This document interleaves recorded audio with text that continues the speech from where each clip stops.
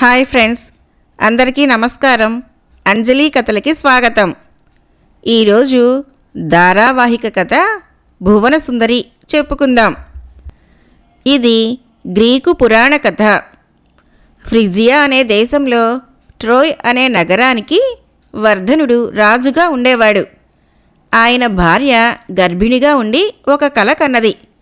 ఆ కలలో ఆమెకు తన గర్భాన ఒక కురివి పుట్టినట్టు, దాని నుంచి బయలుదేరిన అగ్నికీలలు ట్రోయ్ నగరాన్ని తగలపెట్టేసినట్టు కనిపించింది.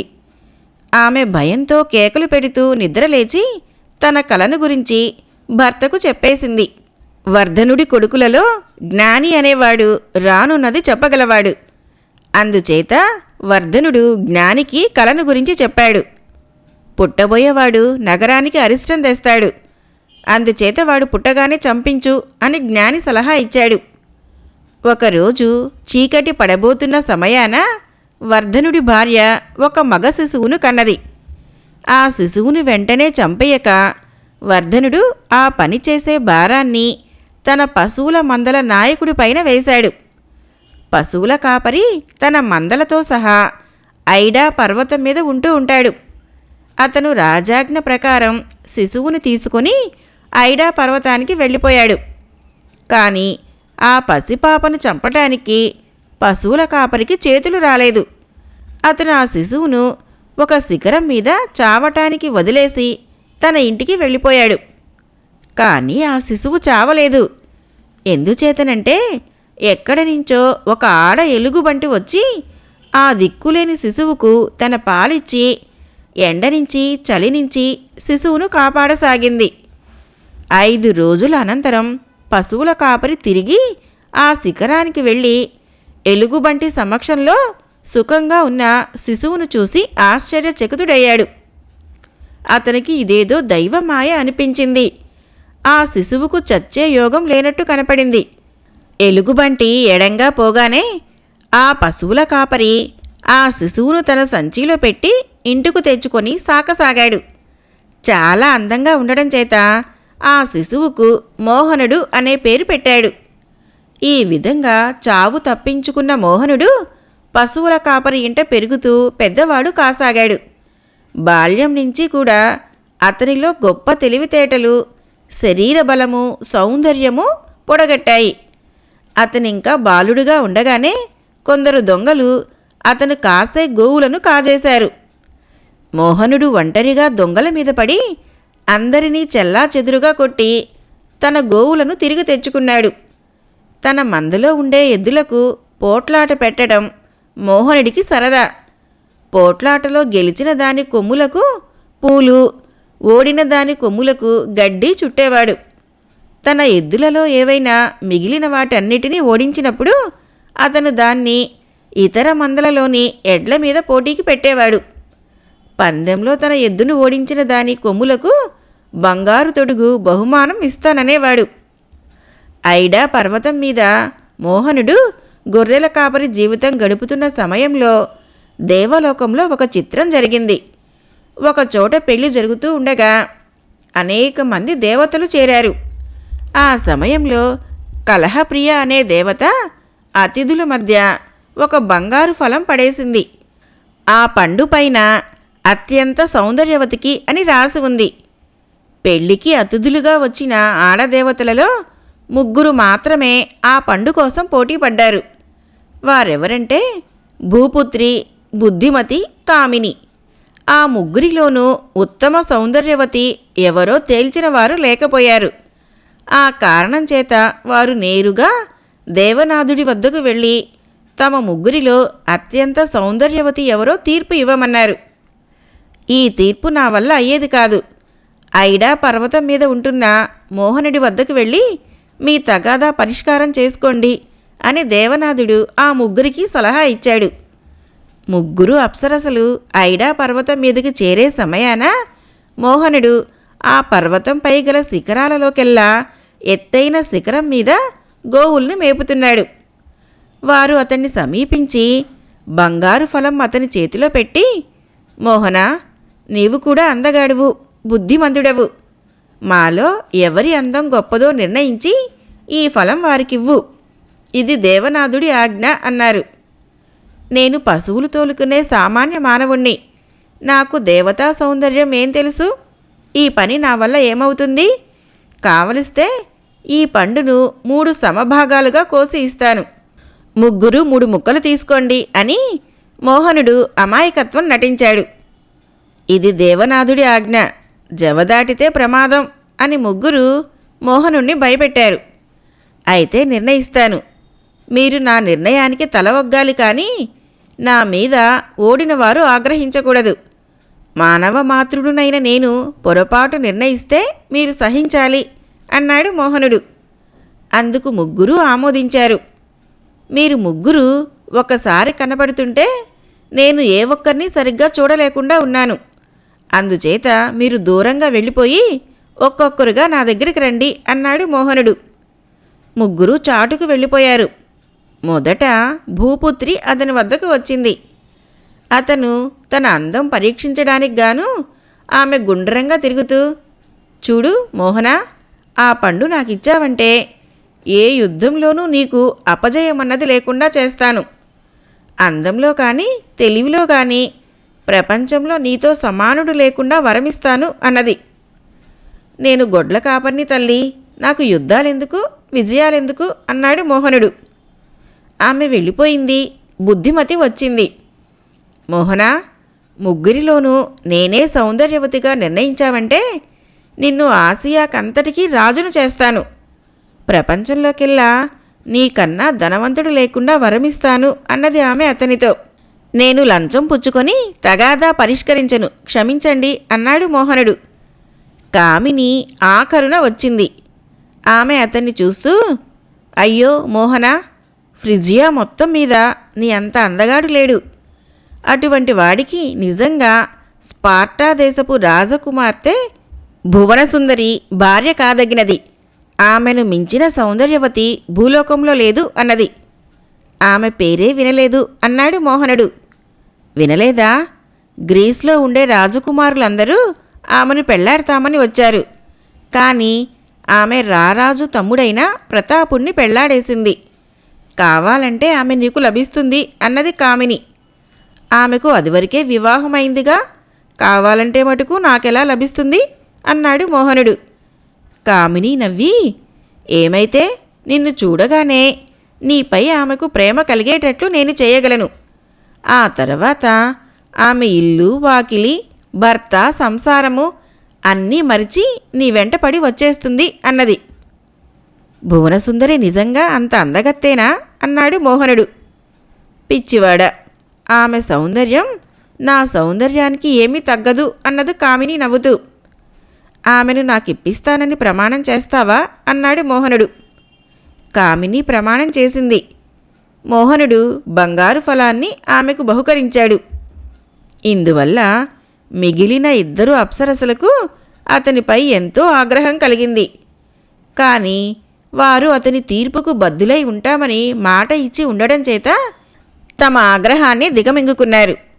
భువనసుందరి నిజంగానే అపురూప సౌందర్యవతి, అమితమైన సౌకుమార్యం గలది. ఆమె సాక్షాత్తు దేవనాథుడికి మానిని అనే ఆమెకు పుట్టింది. ఆమె ఒక హంసగుడ్డులో నుంచి పుట్టి వచ్చిందని ప్రతీతి. బాల్యం నుంచి ఆమెను స్పార్టా రాజైన మర్దనుడు పెంచి పెద్దదాన్ని చేశాడు. ఆమెకు పెళ్లి చేయదగిన వయసు వచ్చేసరికి గ్రీసులో ఉన్న ఎంతోమంది రాజకుమారులు ఆమెను పెళ్లాడగోరి స్పార్టాకు వచ్చారు. అలా వచ్చిన వారిలో దేవమయుడు, ప్రతాపుడు, భూధవుడు, రూపధరుడు మొదలైన వారు ఉన్నారు. వీరిలో రూపధరుడు ఒక్కడే ఉత్త చేతులతో వచ్చాడు. మిగిలిన వారంతా భువనసుందరికి అంతులేని కానుకలు తెచ్చారు. మర్దనుడికి పెద్ద చిక్కే వచ్చి పడింది. ఇందరిలో భువనసుందరిని ఎవరికని ఇవ్వటం?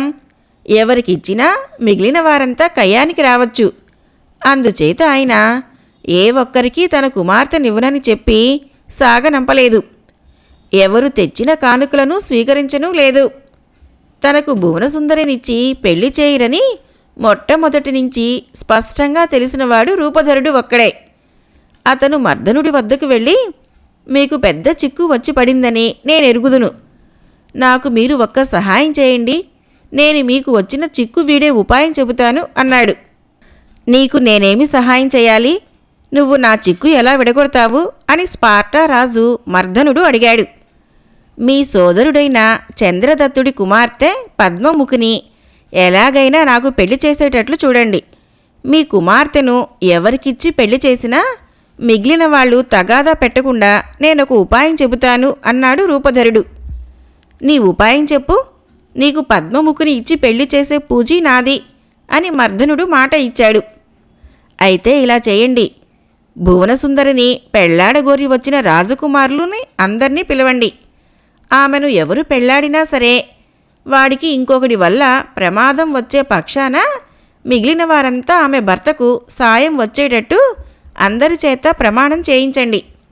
అలా చేసినట్లయితే ఆమె వివాహం సాఫీగా ఎట్టి పేచీలు లేకుండా సాగిపోతుంది అన్నాడు రూపధరుడు. ఈ సూచన మర్దనుడికి నచ్చింది.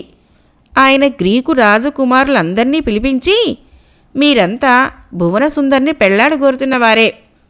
అయితే ఆమె మీలో ఒక్కరిని మాత్రమే పెళ్లాడగలదు. ఆమె ఎవరినైతే పెళ్లాడుతుందో అతని మీద మీలో అసూయాపరుడెవరైనా ఉండి కత్తి కట్టవచ్చు.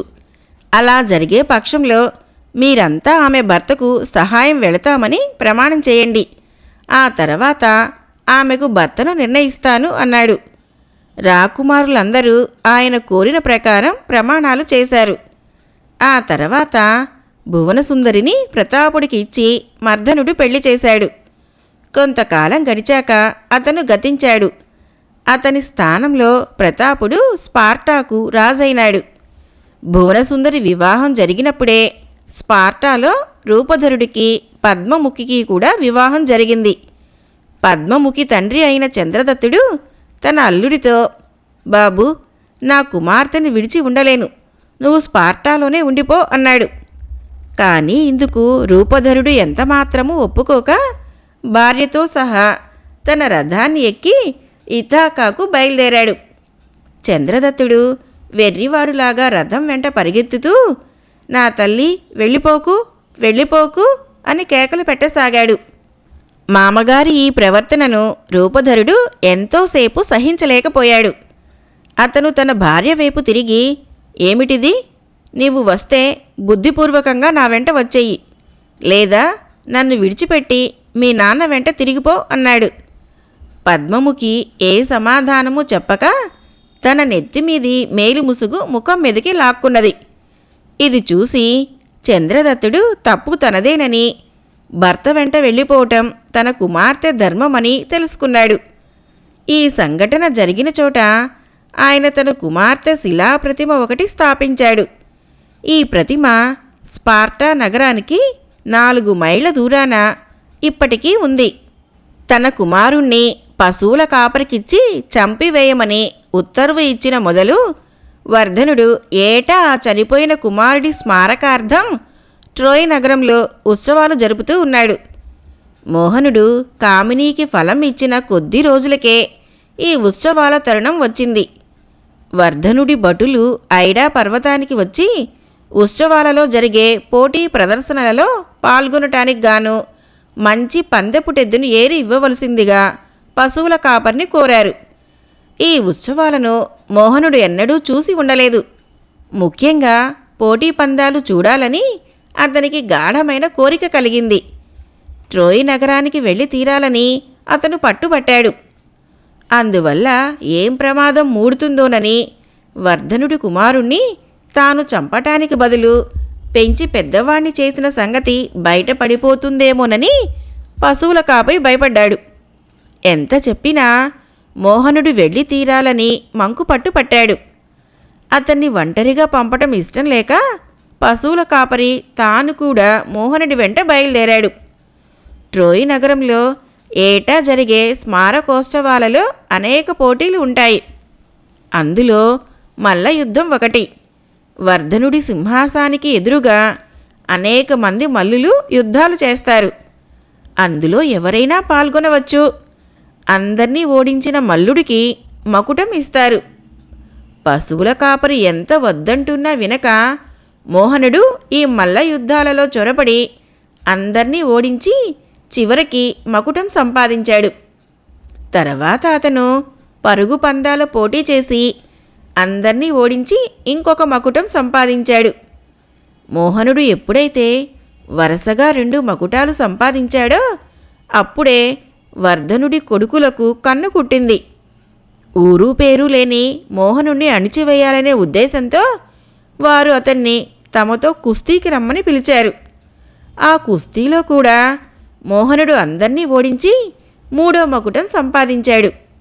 ఇంతదాకా వచ్చాక మోహనుణ్ణి చంపేయటానికి వర్ధనుడి కుమారులు నిశ్చయించారు.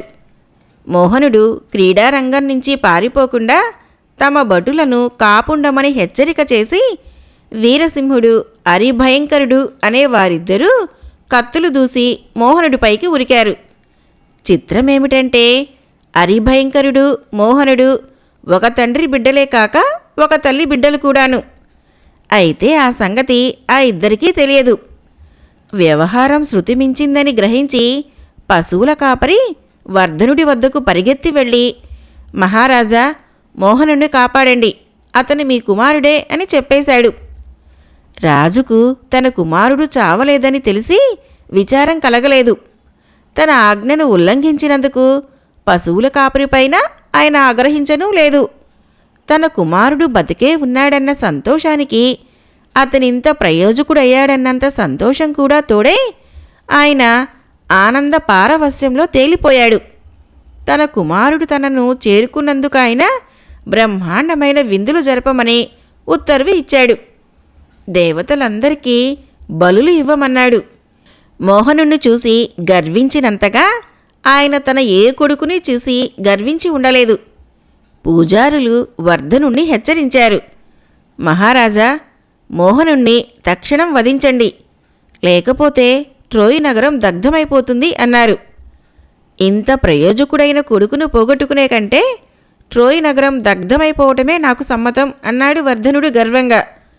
ఇప్పుడు మోహనుడు వర్ధనుడి కుమారుల్లో ఒకడు. అతని సోదరులందరికీ ఇదివరకే వివాహాలు జరిగాయి. వారు భార్యలతో కాపురాలు చేస్తున్నారు. నువ్వు కూడా పెళ్లాడరాదురా అని వాళ్ళు మోహనుణ్ణి అడిగారు. మోహనుడు నిత్యము కామినీ దేవతకు పూజ చేస్తూ ఉండేవాడు. నాకు తగిన భార్యను ఈ దేవి నాకు సమకూరుస్తుంది. నేను భార్య కోసం వెతకనవసరం లేదు అని అతను అన్నలకు జవాబిచ్చాడు. అయితే తనకు కావలసిన భువనసుందరి స్పార్టాలో ఉన్నదని అతనికి తెలుసును. స్పార్టాకు వెళ్ళటానికి ఏ వంక దొరుకుతుందా అని అతను ఆత్రంగా ఎదురుచూస్తున్నాడు. అటువంటి అవకాశం అతనికి త్వరలోనే దొరికింది. వర్ధనుడికి సులోచన అని ఒక చెల్లెలుండేది. ఆమెను కొంతకాలం క్రితం గ్రీసు దేశస్థులు ఎత్తుకుపోయారు. ఇది జరిగిన అనంతరం వర్ధనుడు సదస్సు జరిపి గ్రీసుపై దండెత్తటమా లేక శాంతియుతంగా సులోచనను విడిపించి తెచ్చుకోవటమా నిర్ణయించమన్నాడు. సదస్సులో శాంతి మార్గమే మంచిదని నిర్ణయం జరిగింది. ట్రోయ్ నుంచి దూతలు గ్రీసుకు వెళ్ళి సులోచనను మర్యాదగా ఒప్పగించమన్నారు. కానీ గ్రీసు దేశస్థులు ఇందుకు సమ్మతించలేదు. రాయబారం విఫలమైంది. దీని ఫలితంగా మళ్లీ సదస్సు ఏర్పాటయింది. ఈసారి యుద్ధం జరగాలని, గ్రీసుపైకి దండెత్తి వెళ్లాలని నిర్ణయం జరిగింది. ఈ దాడిని నేనే నిర్వహిస్తాను. నాకు తగినన్ని నౌకలు బలాలు ఇప్పించండి. నేను సులోచనను తీసుకువస్తాను. అథవా తీసుకురాలేని పక్షంలో సులోచనకు సాటి వచ్చే మరొక గ్రీకు రాజకుమారినైనా ఎత్తుకువస్తాను అని మోహనుడు తన తండ్రితో అన్నాడు. ఇది జరిగిన నాడే భువనసుందరి భర్త అయిన ప్రతాపుడు స్పార్టా నుంచి ట్రోయ్కి వచ్చాడు. ఆయన రాకకు కారణమేమిటంటే ఆకస్మికంగా స్పార్టా నగరంలో మహామారి చెలరేగింది. ట్రోయ్ నగరంలో ఉండే కొందరు దేవతలకు బలులిచ్చి మహామారిని శాంతింపచేసే ఉద్దేశంతో ప్రతాపుడు ప్రయాణమై వచ్చాడు. మోహనుడు ప్రతాపుణ్ణి చాలా ఆదరంతో చూసి ఆయనతో స్నేహం చేసుకున్నాడు. నేను కూడా మీ స్పార్టాకు వచ్చి అక్కడి దేవతల్ని ఆరాధించి పుణ్యం సంపాదించుకునే సన్నాహంలోనే ఉన్నాను అని మోహనుడు ప్రతాపుడితో అన్నాడు. ఈ మాట విని ప్రతాపుడు సంతోషించాడు. త్వరలోనే మోహనుడు కోరిన ప్రకారం నౌకలు సిద్ధం చేయబడ్డాయి. వాటిలో మోహనుడి వెంట ప్రతాపుడు కూడా బయలుదేరాడు. కాలక్రమాన వారు స్పార్టా చేరుకున్నారు. భువనసుందరి కోసం మోహనుడు అంతులేని కానుకలు తెచ్చాడు. వాటినన్నిటినీ అతను ఆమెకిచ్చి వారింటనే అతిథిగా ఉండిపోయాడు. భువనసుందరిని మించిన సుందరి ప్రపంచంలో మరి ఉండదని ఆమెను చూడగానే మోహనుడికి తెలిసిపోయింది. కామినీ దేవత అనుగ్రహంతో ఆమెను ఎప్పుడూ తన వెంట ట్రోయ్ నగరానికి తీసుకుపోదామా అని అతను ఆత్రపడసాగాడు. కామినీ దేవత ప్రోద్బలం చేత భువనసుందరికి కూడా మోహనుణ్ణి చూసినది మొదలు అతని పైన అంతులేని ప్రేమ పుట్టుకు వచ్చింది. కానీ ఆమె దానిని తన భర్తకు తెలియకుండా దాచగలిగింది. మోహనుడు మాత్రం తన కోరికను ఏమాత్రమూ దాచలేకపోయాడు. అతని అభిప్రాయం తన భర్త అయిన ప్రతాపుడు ఎక్కడ తెలుసుకొని పోతాడోనని భువనసుందరి చాలా భయపడింది. మోహనుడు స్పార్టా నగరంలో 9 రోజులు ప్రతాపుడికి అతిథిగా ఉన్నాడు. ఈ లోపుగానే ప్రతాపుడి తాతగారు చనిపోవటము, ఆయన దినవారాలకు గాను ప్రతాపుడు క్రీట్ దీవికి వెళ్ళవలసి రావటం జరిగింది. ఇదంతా కామినీ దేవత చలవేననుకున్నాడు మోహనుడు. తన వెంట రావటానికి భువనసుందరిని అతను సులువుగా ఒప్పించాడు. ఆ రాత్రే వారిద్దరూ రహస్యంగా మోహనుడి ఓడలోకి చేరారు. ఓడలన్నీ ట్రోయ్ నగరానికి బయలుదేరాయి. మోహనుడు తిరుగుదారిలో అనేక దీవులలో మజిలీలు చేస్తూ చాలా కాలానికి గాని ట్రోయ్కి చేరుకోలేదు. అక్కడి ప్రతాపుడు తన తాతగారి దినవారాలు పూర్తి చేసుకుని ఇంటికి తిరిగి వచ్చి మోహనుడు అతిథిగా వచ్చి ఎంత మోసం చేశాడో తెలుసుకున్నాడు. వెంటనే ఆయన తన అన్నగారైన రారాజు వద్దకు వెళ్ళి జరిగిందంతా చెప్పి ట్రోయ్ మీద యుద్ధానికి సన్నాహాలు జరిపించండి అని ఆవేశంతో అడిగాడు. నువ్వు తొందరపడకు, నేను ట్రోయ్కి దూతలను పంపి నీ భార్యను నీకు జరిగిన అపచారానికి తగు పరిహారాన్ని తెప్పిస్తాను. వాళ్ళు మంచి మాటలతో లొంగిరాని పక్షంలో యుద్ధం ఉండనే ఉన్నది కదా అన్నాడు రారాజు. రారాజు పంపిన దూతలు ట్రోయ్ నగరం చేరేసరికి మోహనుడు భువనసుందరితో ఇంకా తిరిగి రాలేదు.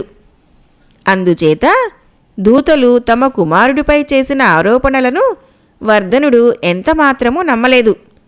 మీరు చెప్పేది ఒకటి నేనెరగను.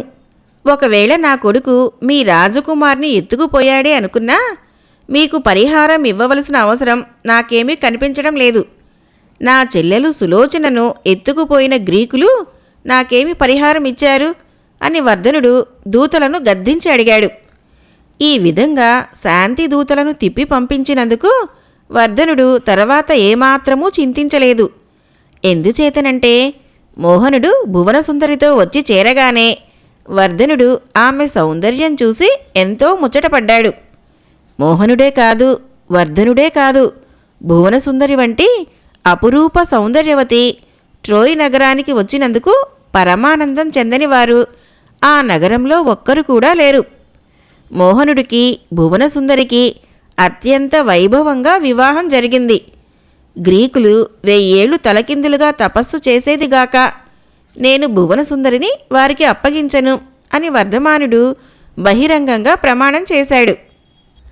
భువనసుందరిని మంచిగా తిరిగి తెచ్చుకునే ప్రయత్నం విఫలం కాగానే ప్రతాపుడు గ్రీకు రాకుమారులందరికీ కబురు చేశాడు. భువనసుందరిని వరించి వచ్చినప్పుడు మీరంతా తీసుకున్న ప్రమాణం ప్రకారము ఇప్పుడు మీరందరూ నాకు సాయపడండి. ఈ విధంగా కబురు పంపటమే కాక ప్రతాపుడు గ్రీకు దేశమంతా పర్యటించి ఒక్కొక్క రాజ్యానికి వెళ్ళి ప్రతి రాజును కలుసుకొని వారి వారి బలాలతో సహా కదిలి తన పక్షాన యుద్ధానికి రావలసిందిగా కోరాడు. ఇథాకా రాజైన రూపధరుడి వద్దకు ప్రతాపుడు అతని అన్న అయిన రారాజు కలిసి వెళ్లారు. కానీ రూపధరుడు ఈ యుద్ధంలో చేరకూడదని అదివరకే నిశ్చయించుకున్నాడు. అందుకు కారణమేమిటంటే అతను ట్రోయ్ నగరానికి వెళ్లే పక్షంలో తిరుగు మార్గంలో అతనికి అమానుషమైన కష్టాలన్నీ కలుగుతాయని, 20 ఏళ్ల దాకా అతను ఇంటికి తిరిగి రాడని అశరీరవాణి అతడికి చెప్పింది. అందుచేత రూపధరుడు యుద్ధంలో చేరకుండా తప్పించుకోవటానికి ఒక దొంగ ఎత్తు వేశాడు. రైతులు ధరించే కుళాయి ఒకటి నెత్తిన పెట్టుకుని కాడికి ఒక ఎద్దును ఒక గాడిదను కట్టి చాళ్లలో ఉప్పు చల్లుతూ పొలం దున్నసాగాడు. పక్కనే అతని భార్య పద్మముఖి తన చంటి కొడుకును ధీరమతిని ఎత్తుకొని నిలబడి ఉన్నది. రూపధరుడు వెర్రివాడిగా నటించడమే కాక తన కోసం వచ్చిన ప్రతాపుణ్ణి రారాజును గుర్తించినట్టు నటించాడు. కాని వాళ్ళు ఎంతమాత్రమూ మోసపోలేదు. పద్మముఖి చేతిలో ఉన్న చంటి పిల్లవాణ్ణి లాక్కొని రూపధరుడు దున్నే చాలుకు అడ్డంగా పడుకోబెట్టారు. రూపధరుడు చప్పున తాళ్ళు లాగి నాగలిని ఆపాడు. దానితో అతనికి పిచ్చి ఏమీ లేదని రుజువైపోయింది. అతను చివరకు యుద్ధంలో చేరక తప్పలేదు. ట్రోయ్పై యుద్ధంలో చేరిన వారిలో ఉత్సాహం లేకుండా చేరిన వారు లేకపోలేదు. ఒక రాకుమారుడు 50 ఓడలను పంపుతానని వాగ్దానం చేసి ఒక్క ఓడని మాత్రమే పంపాడు. మిగిలిన 49 ఓడలు ఆ ఓడలోనే ఉన్నాయి. అయితే అవి మట్టితో చేసిన బొమ్మ ఓడలు. వజ్రకాయుడనే యువకుడి సహాయం లేకుండా ట్రోయ్ నగరం పట్టుబడదని గ్రీకులు జోస్యం ద్వారా తెలుసుకున్నారు. ఇతను తటిని అనే ఆమె యొక్క 7వ కుమారుడు. తన కుమారుడు ప్రపంచంలోకెల్లా గొప్ప యోధుడు కావాలనే ఉద్దేశంతో తటిని అతని మడమను పట్టుకొని స్టిక్స్ నదిలో ముంచింది. ఈ కారణంగా అతని శరీరము వజ్రకాయమైంది. తల్లి పట్టుకున్న మడమ మాత్రం మామూలుగానే ఉండిపోయింది. వజ్రకాయుడు పసిపిల్లవాడిగా ఉన్నప్పుడే వేటాడటంలో, పరిగెత్తడంలో, ధైర్య సాహసాలలో, సంగీతం పాడటంలో సాటిలేనివాడు అనిపించుకున్నాడు. అతను 6వ ఏటనే అడవి పందిని కొట్టాడు. లేళ్లను, దుప్పులను వేటాడేటప్పుడు అతను తన పరుగుతో వాటిని అందుకునేవాడు. వజ్రకాయుణ్ణి యుద్ధంలోకి ఆహ్వానించడానికి రూపధరుడు, భూధవుడు, నవద్యోతుడు వెళ్లారు. అయితే తన కుమారుడు ట్రోయ్పైకి యుద్ధానికి వెళితే అతను ప్రాణాలతో తిరిగి రాడని వజ్రకాయుడి తల్లి తటినికి తెలుసు. అందుచేత ఆమె వజ్రకాయుడికి స్త్రీవేషం వేసి ఒకానొక రాజు యొక్క అంతఃపురంలో రహస్యంగా ఉంచింది. వజ్రకాయుడి కోసం వచ్చిన వారు రాజభవనంలోని పురుషులందర్నీ వెతికారు. వారిలో వజ్రకాయుడు వారికి కనిపించలేదు. అతను స్త్రీ రూపంలో అక్కడే దాగి ఉంటాడని రూపధరుడికి సందేహం కలిగింది. అతన్ని బయట పెట్టడానికి రూపధరుడు ఒక యుక్తిని చేశాడు. అతను అంతఃపుర స్త్రీలకు అనేక బహుమానాలు తెచ్చాడు. వాటిలో స్త్రీల దుస్తులు, అలంకారాలు, ఆభరణాలు ఉన్నాయి. వాటితో పాటు ఒక బల్లెము, డాలు కూడా ఉన్నాయి. ఈ బహుమానాలన్నింటినీ ఒకచోట వేయించి ఎవరికి కావలసింది వాళ్ళు తీసుకోవచ్చునని రూపధరుడు అంతఃపుర స్త్రీలకు కబురు పంపాడు. స్త్రీలు వచ్చి తమకు కావలసిన వస్తువులు వెతుకుతున్న సమయంలో రాజభవనం వెలుపల రూపధరుడి ఆజ్ఞానుసారం భేరీలు మోగాయి. ఆ చప్పుడు వింటూనే స్త్రీ వేషంలో ఉన్న వజ్రకాయుడు తన స్త్రీ దుస్తులు లాగి పారేసి బల్లెము, డాలు చేపట్టాడు. వెంటనే అతన్ని రూపధరుడు పోల్చి పట్టుకున్నాడు. వజ్రకాయుడు యుద్ధంలో చేరటానికి సమ్మతించాడు. గ్రీకుల నావలు ఔలిస్ వద్ద ఆయుత్తమై ఉన్నాయి. ఆ సమయంలో క్రీట్ నుంచి దూతలు వచ్చి ఒక వార్త అందజేశారు. రారాజుతో పాటు తనకు కూడా సేవా నాయకత్వం ఇచ్చిన పక్షాన తాను 100 ఓడలతో వచ్చి యుద్ధంలో చేరగలనని క్రీట్ రాజైన ప్రభువుడు కబురు చేశాడు. ప్రభువుడు భువనసుందరి స్వయంవరానికి వెళ్ళిన రాకుమారులలో ఒకడు. ఆయన గొప్ప అందగాడని ప్రతీతి. ఆయన సూచన ఆమోదించబడింది. ఆయన తన 100 ఓడలతో కదిలి వచ్చాడు. యుద్ధానికి బయలుదేరే సమయానికి గ్రీకు పక్షాన గల మహాయోధులలో ఎవరు ఏమిటంటే సైనిక బలాలన్నిటికీ సర్వసేనాని రారాజు. ఆయన కింద ఉపసేనాధిపతులు రూపధరుడు, ప్రబోధుడు, దేవమయుడును. ఓడలన్నిటిపైన సర్వసేనా నాయకత్వం వజ్రకాయుడిది. ఆయన కింద ఉపనాయకులు భూధవుడు, రక్తవర్ణుడును. పీలస్ రాజైన నవద్యోతుడు యోధులందరిలోకి వృద్ధుడు. సాటిలేని యుద్ధ నైపుణ్యము వివేకము కలవాడు.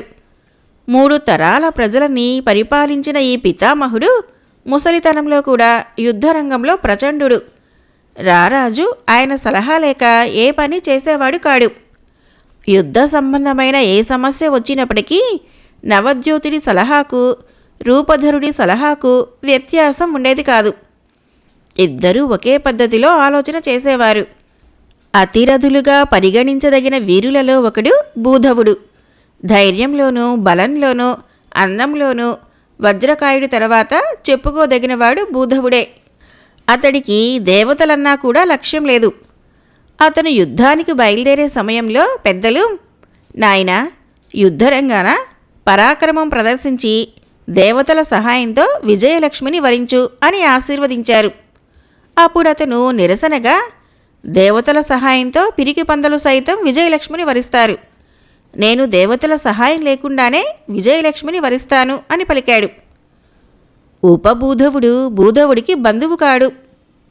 బల్లెం విసరటంలో ఉపభూధవుడికి సాటిగలవారు గ్రీకు సేనలోనే ఎవరూ లేరు. పరుగులో కూడా అతడిని మించగలిగినవాడు వజ్రకాయుడు ఒక్కడే. దేవమయుడు భువనసుందరిని ఎంతో ప్రేమించినవాడు. మోహనుడు ఆమెను ఎత్తుకుపోవటం దేవమయుడికి ప్రత్యేకంగా ఆగ్రహం కలిగించింది. అందుచేత అతను పగతో యుద్ధానికి బయలుదేరాడు. డిలోస్ రాజైన ముష్కరుడు గ్రీకు సేనలకు కావలసిన ధాన్యాలు, ఇతర సంబరాలు సమకూర్చి పెట్టాడు. నౌకలు బయలుదేరే ముందు రారాజు దేవతలను ప్రీతి చేయటానికి అవసరమైన పూజలు, బలులు జరిపించాడు. కాంసుకుడు అనే దైవజ్ఞుడు నౌకలకు దారి చెప్పేవాడిగా నియమించబడ్డాడు. నిజానికి కాంసుకుడు సముద్ర మార్గాలెరిగినవాడు కాడు. అతను దైవజ్ఞుడు మాత్రమే. అందుచేత గ్రీకు నౌకలు సరి అయిన మార్గదర్శి లేకుండానే బయలుదేరాయి. ఆ కారణంగా అవి ట్రోయ్ తీరానికి పోవటానికి మారుగా దక్షిణంగా ఉన్న మీసియా తీరానికి చేరాయి. గ్రీకు సైనికులు ట్రోయ్ తీరమే చేరామనుకుని నౌకలలో నుంచి దిగి దేశం మీద పడి కొల్లగొట్టసాగారు. ఈ సంగతి తెలిసి మీసియా రాజు తన బలాలని గ్రీకులపైకి పంపాడు. తర్వాత జరిగిన యుద్ధంలో గ్రీకు సైనికులు చావు దెబ్బ తిన్నారు. సమయానికి వజ్రకాయుడు వచ్చి మీసియా సైన్యాలని తరిమివేయకపోతే గ్రీకులు పూర్తిగా నిర్మూలమై ఉండేవాళ్ళు. తాము చేరినది ట్రోయ్ తీరం కాదని ఈలోపుగా గ్రీకులు తెలుసుకున్నారు. వారు తిరిగి తమ నౌకలలో బయలుదేరారు. కానీ సముద్రం మీద ప్రచండమైన తుఫాను చెలరేగి నౌకలు తలా ఒక దారి అయిపోయాయి. ఆ తర్వాత అవి తిరిగి సమావేశం కాలేదు. ఒక్కొక్క గ్రీకు రాకుమారుడు తన నౌకలను తన దేశానికి నడుపుకుపోయాడు. ట్రోయిలపై సాగించిన మొదటి దాడి ఈ విధంగా విఫలమై ముగిసింది. కానీ సంవత్సరం తిరగకుండానే గ్రీకు బలాలు ట్రోయ్పై యుద్ధానికి మళ్లీ సమాయత్తపరచబడ్డాయి. చాలా రోజుల పాటు గాలి అనుకూలంగా తిరగలేదు. చివరకు దేవతలకు బలులివ్వగా గాలి అనుకూలంగా వీచింది. నౌకలు బయలుదేరాయి. అవి దీర్ఘ ప్రయాణం చేసి లెస్బోస్ దీవి వద్ద మొదటిసారిగా తీరాన్ని అంటాయి. ఈ దీవిని ఏలే రాజు గ్రీకు వీరులకు ఆతిథ్యం ఇచ్చాడు. అయితే ఈయన తన అతిథులను తనతో మల్ల యుద్ధం చేయమని ఆహ్వానించాడు. ఆయన మల్ల విద్యలో ఘటికుడు. గ్రీకుల తరపున రూపధరుడు ఆయనతో మల్ల యుద్ధం చేయటానికి అంగీకరించి అందులో రాజును చిత్తుగా ఓడించాడు. గ్రీకుల ఆనందానికి మేరలేదు. వారి నౌకలు లెస్బోస్ నుంచి బయలుదేరి కొన్నాళ్లకు టెనెడోస్ దీవి వద్ద మళ్లీ తీరం అంటాయి. టెనెడోస్ దీవికి ట్రోయ్ నగరం 20 మైళ్ళ లోపు ఉంటుంది. ట్రోయ్ కోటగోడలపైకి ఎక్కితే ఈ దీవి దూరాన సముద్రంలో కనిపిస్తూ ఉంటుంది. మిగిలిన వారందరినీ ఈ దీవిలోనే ఉంచి రూపధరుడు భువనసుందరి భర్త అయిన ప్రతాపుడు, ప్రబోధుడు ట్రోయ్ నగరానికి రాయబారం వెళ్లారు. మంచిగా భువనసుందరిని తమకు అప్పగించమని అడగటమే వారి ఉద్దేశం. అయితే ట్రోయ్ పౌరులు భువనసుందరిని అప్పగించకూడదని ఏనాడో నిశ్చయించారు. గ్రీకుల రాయబారం విఫలం కావటమే కాక రాయబారులను చంపటానికి కూడా ప్రయత్నం జరిగింది. కానీ రాయబారులకు ఆతిథ్యం ఇచ్చిన గృహస్థుడు అడ్డిపడి రాయబారులను చంపడం కంటే నీచమైన పని ఉండదని, అటువంటి పనికి తానెన్నడూ సమ్మతించనని గట్టిగా చెప్పాడు. ఆఖరు రాయబారం విఫలం కాగానే గ్రీకు నౌకలు టెనెడోస్ దీవు నుంచి కదిలి ట్రోయ్ తీరానికి వచ్చాయి. నౌకలు విడిచిన చోటికి ట్రోయ్ కోట గోడలు కనిపిస్తాయి. గ్రీకు నౌకల రాక కనిపెట్టి ట్రోయ్ పౌరులందరూ నగరం వెలుబడి సముద్ర తీరానికి వచ్చి నౌకల మీద రాళ్ల వర్షం కురిపించి వాటిని తిప్పికొట్టడానికి ప్రయత్నించారు. కానీ నౌకలు తీరాన్ని అంటాయి. అయితే ఇప్పుడొక పెద్ద సమస్య వచ్చింది. ట్రోయ్ భూమి మీద ముందుగా ఎవరు అడుగుపెట్టేటట్టు? ఈ సమస్యకు కారణమేమిటంటే, మొట్టమొదటగా ట్రోయ్ గడ్డ మీద అడుగుపెట్టిన యోధుడు యుద్ధంలో మొట్టమొదటగా మరణిస్తాడని జోస్యం చెప్పబడింది. ఈ జోస్యంలో గ్రీకులందరికీ నమ్మకం కుదిరింది. అందుచేత వజ్రకాయుడి వంటి ధైర్యశాలి కూడా మొదటిగా నౌక నుంచి దిగటానికి జంకాడు. ఆ పని చేసిన ధీరుడు చంద్రప్రభుడనేవాడు. అతను నౌకలో నుంచి ఒడ్డుకు దూకుతూనే యుద్ధానికి తలబడి అనేక మంది శత్రువులను సంహరించాడు. అతనిని వీరసింహుడు చంపేశాడు. చంద్రప్రభుడి వెనకగా వజ్రకాయుడు నౌక నుంచి దూకాడు. అతని వెనకనే అతని వెంట వచ్చిన సైనికులందరూ దూకారు. వజ్రకాయుడు కొందరు ట్రోజస్ వీరులను చంపినాక మిగిలిన వారంతా చెల్లాచెదురుగా నగరంలోకి పారిపోయారు. ఈలోగా గ్రీకు సైనికులందరూ ఉత్సాహంగా కేకలు వేస్తూ పడవలలో నుంచి ఒడ్డుకు దిగారు. గ్రీకు నౌకలలో నుంచి తీరానికి దూకిన మొదటివాడు చంద్రప్రభువుడైతే రెండవవాడు వజ్రకాయుడు. అతని వెనకనే గ్రీకు బలాలన్నీ దిగి సమరానికి తలపడ్డాయి. ట్రోజనులలో మరాలుడు అని ఒక వీరుడు ఉన్నాడు. అతను కత్తితో కానీ బల్లెంతో కానీ చావడు. ఈ మరాలుడు ఆ తొలి రోజు యుద్ధంలో అనేక వందల మంది గ్రీకు యోధులని యమపురానికి పంపాడు. వజ్రకాయుడు మరాళుణ్ణి ఎదిరించి పోరు సాగించాడు. కానీ ఎంతసేపు పోరినా అతను లొంగలేదు. ఆఖరుకు మరాళుడు ఒక రాయి తగిలి పడిపోగానే వజ్రకాయుడు అతని రొమ్ము మీద మోకాళ్ళు మోపి కూర్చొని అతన్ని గొంతు పిసికి చంపేశాడు. మరాళుడు చావగానే ట్రోజను సేనలు బెదిరి చెదిరి వెన్నిచ్చి ట్రోయ్ నగరానికి పారిపోయారు. ఆ తర్వాత గ్రీకులు తమ నావలను సముద్ర తీరాన ఒక సురక్షిత ప్రాంతాన ఉంచి ట్రోయ్ నగరపు గోడల బయట ముట్టడి చేశారు. ఈ ముట్టడి 10 ఏళ్లు సాగింది. మొదటి 9 సంవత్సరాల కాలంలో ఉభయ పక్షాలకు మధ్య చెప్పుకోదగిన యుద్ధం ఏమీ జరగలేదు. కానీ అనేక ఇతర సంఘటనలు జరిగాయి. ట్రోయ్ రాజైన వర్ధనుడికి 2 భార్యలు. మోహనుడు తల్లి ఆయనకు 2వ భార్య. ఆయనకు కలిగిన 50 మంది కుమారులలో 19 మంది ఆమె కన్నబిడ్డలే. వారందరిలోకి జ్యేష్ఠుడు వీరసింహుడు. ఆమెకు కలిగిన కుమారులలో ఇలియుడు ఒకడు. ఇలియుడికి 20 ఏళ్లు నిండినట్లయితే ట్రోయ్ నగరాన్ని ఎవరూ జయించలేరని దైవజ్ఞులు చెప్పారు. అందుచేత ఎలాగైనా ఇలియుణ్ణి కడతేర్చడానికి వజ్రకాయుడు పూనుకున్నాడు. ఒకనాడు ఇలియుడు ఒక ఆలయ ప్రాంగణంలో తన గుర్రాలని కవాతు చేయిస్తూ ఉండగా వజ్రకాయుడు అక్కడికి వెళ్ళి ఇలియుణ్ణి బల్లెంతో పొడిచి చంపేశాడు. ఇలియుడి మృతికి ట్రోయ్ పౌరులందరూ దుఃఖించారు. వర్ధనుడి కొడుకులలో వృకాక్షుడు అని మరొకడున్నాడు. వాడు తోటలో కొమ్మలు నరికి రథాలకి పనికి వచ్చే కాడికర్రలు తయారు చేస్తూ ఉండగా రాత్రివేళ వజ్రకాయుడు రహస్యంగా నగరంలోకి ప్రవేశించి వృకాక్షుడు పనిచేసుకుంటూ ఉండిన తోటకు వెళ్ళి అతడిని పట్టుకొని తమ శిబిరానికి తీసుకుపోయాడు. ఈ ఖైదీని గ్రీకు నాయకులు ఏం చేయాలో తెలియక తమ సైన్యాలకి సారా సరఫరా చేసే ఒక రాజుకి బానిసగా అమ్మారు. ఆ రాజు కొలువులో ఉండేవారెవరో వృకాక్షుణ్ణి చూసి జాలిపడి రాజుకు తగినంత సొమ్మిచ్చి అతన్ని బానిసత్వం నుంచి విముక్తుని చేశారు. వృకాక్షుడు ట్రోయ్ నగరానికి తిరిగి వస్తూ ఉండగా దారిలో అతన్ని చూసి వజ్రకాయుడు చంపేశాడు. వజ్రకాయుడు ఇలాంటి పనులు ఇంకా చేశాడు. యుద్ధం లేదు, గ్రీకు సైనికులకు పని కూడా లేదు. అందుచేత వజ్రకాయుడు ఒక సైనిక దళాన్ని వెంటబెట్టుకొని ట్రోయ్ నగరపు పరిసరాలు కొల్లగొట్టనారంభించాడు. వారు ఐడా పర్వతం మీదకి వెళ్ళేసరికి అక్కడ వారికి ప్రశంసనుడు అనేవాడు తటస్థపడ్డాడు. ఈ ప్రశంసనుడు మోహనుడికి దాయాది. మోహనుడు భువనసుందరిని ఎత్తుకురావటానికి స్పార్టాకు వెళ్ళినప్పుడు ప్రశంసకుడు కూడా అతడి వెంట వెళ్ళి అనేక విధాలా సాయపడ్డాడు.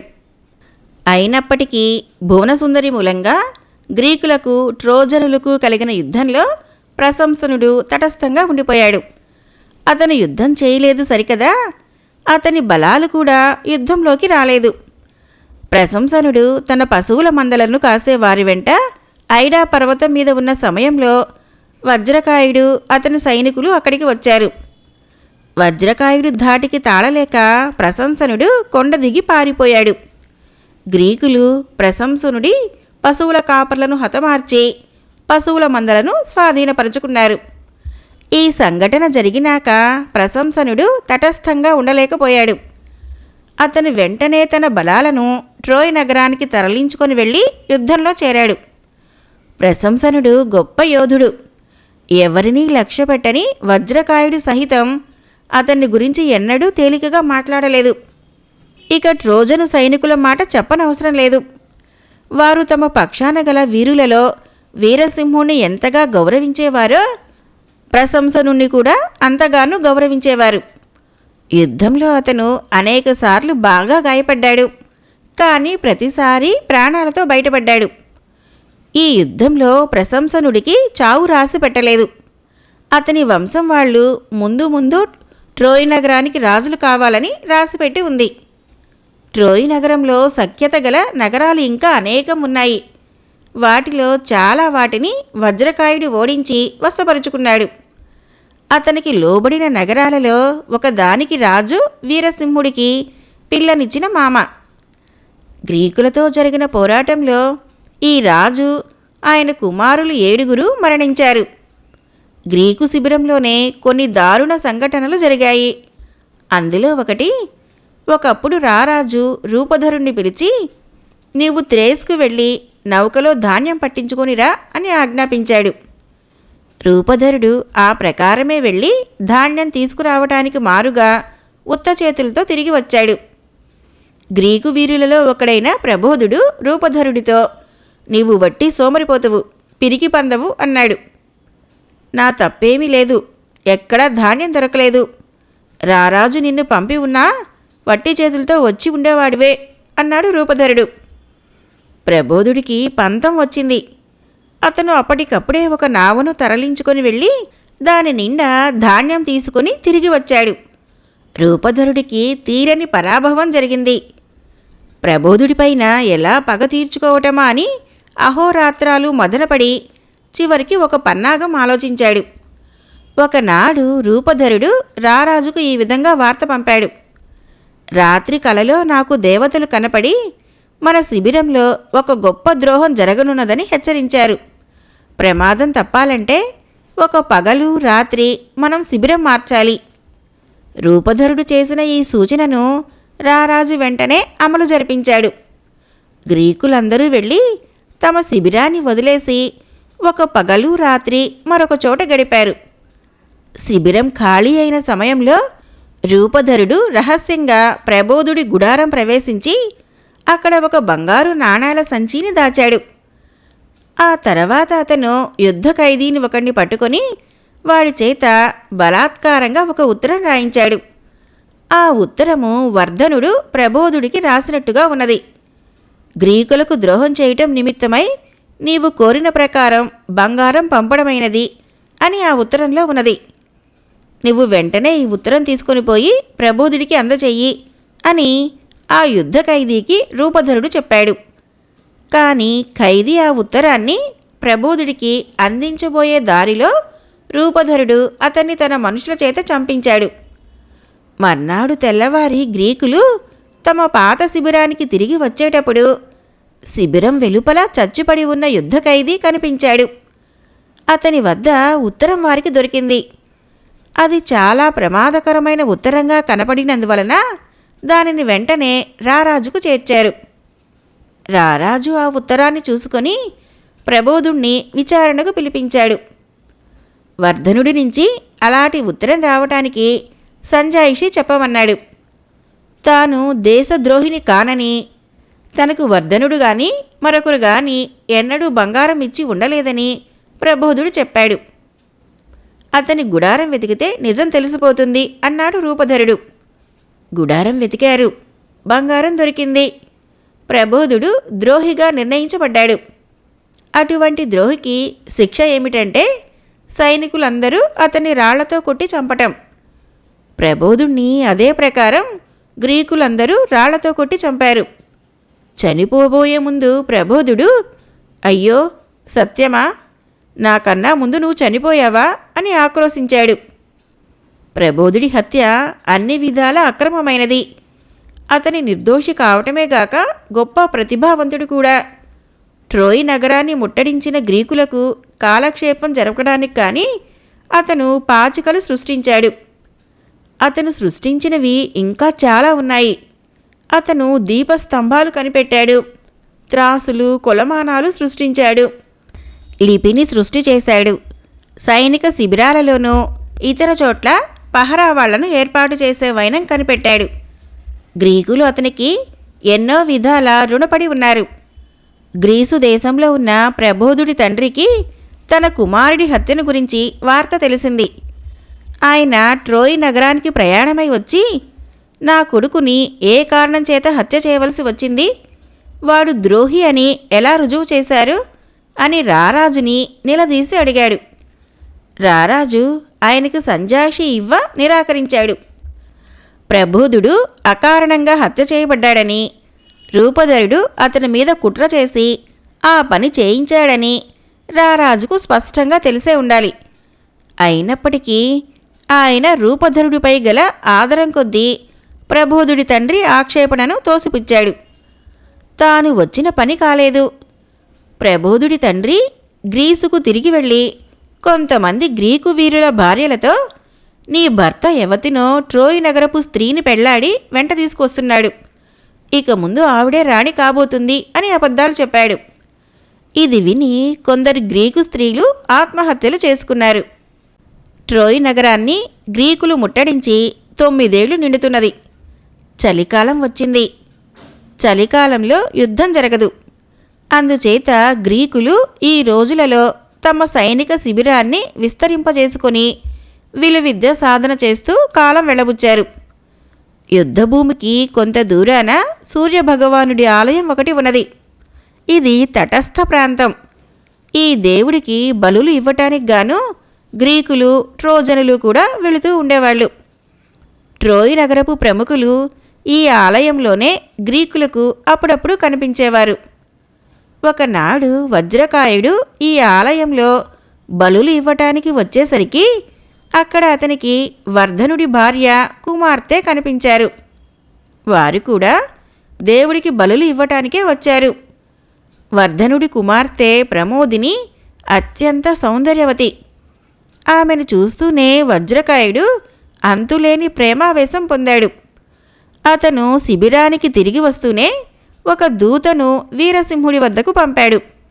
వజ్రకాయుడు నీ చెల్లెలైన ప్రమోదిని వివాహమాడ కోరుతున్నాడు అని ఈ దూత వీరసింహుడితో చెప్పాడు. నీవు గ్రీకు శిబిరాన్ని విడనాడి నా తండ్రి అయిన వర్ధనుడి పక్షం వచ్చినట్లయితే నా చెల్లిని వివాహమాడవచ్చు.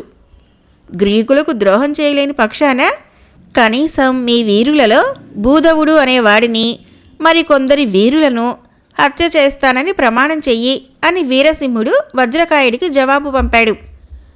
వజ్రకాయుడు ఈ షరతులకు లోబడటానికి వెనుకాడాడు.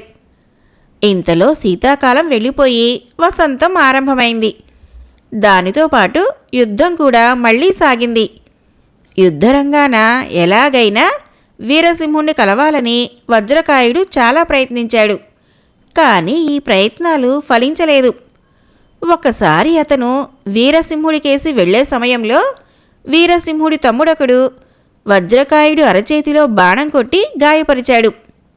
యుద్ధ వైఖరి చూస్తే దేవతలు గ్రీకులకు ప్రతికూలంగా ఉన్నట్లు కనపడింది.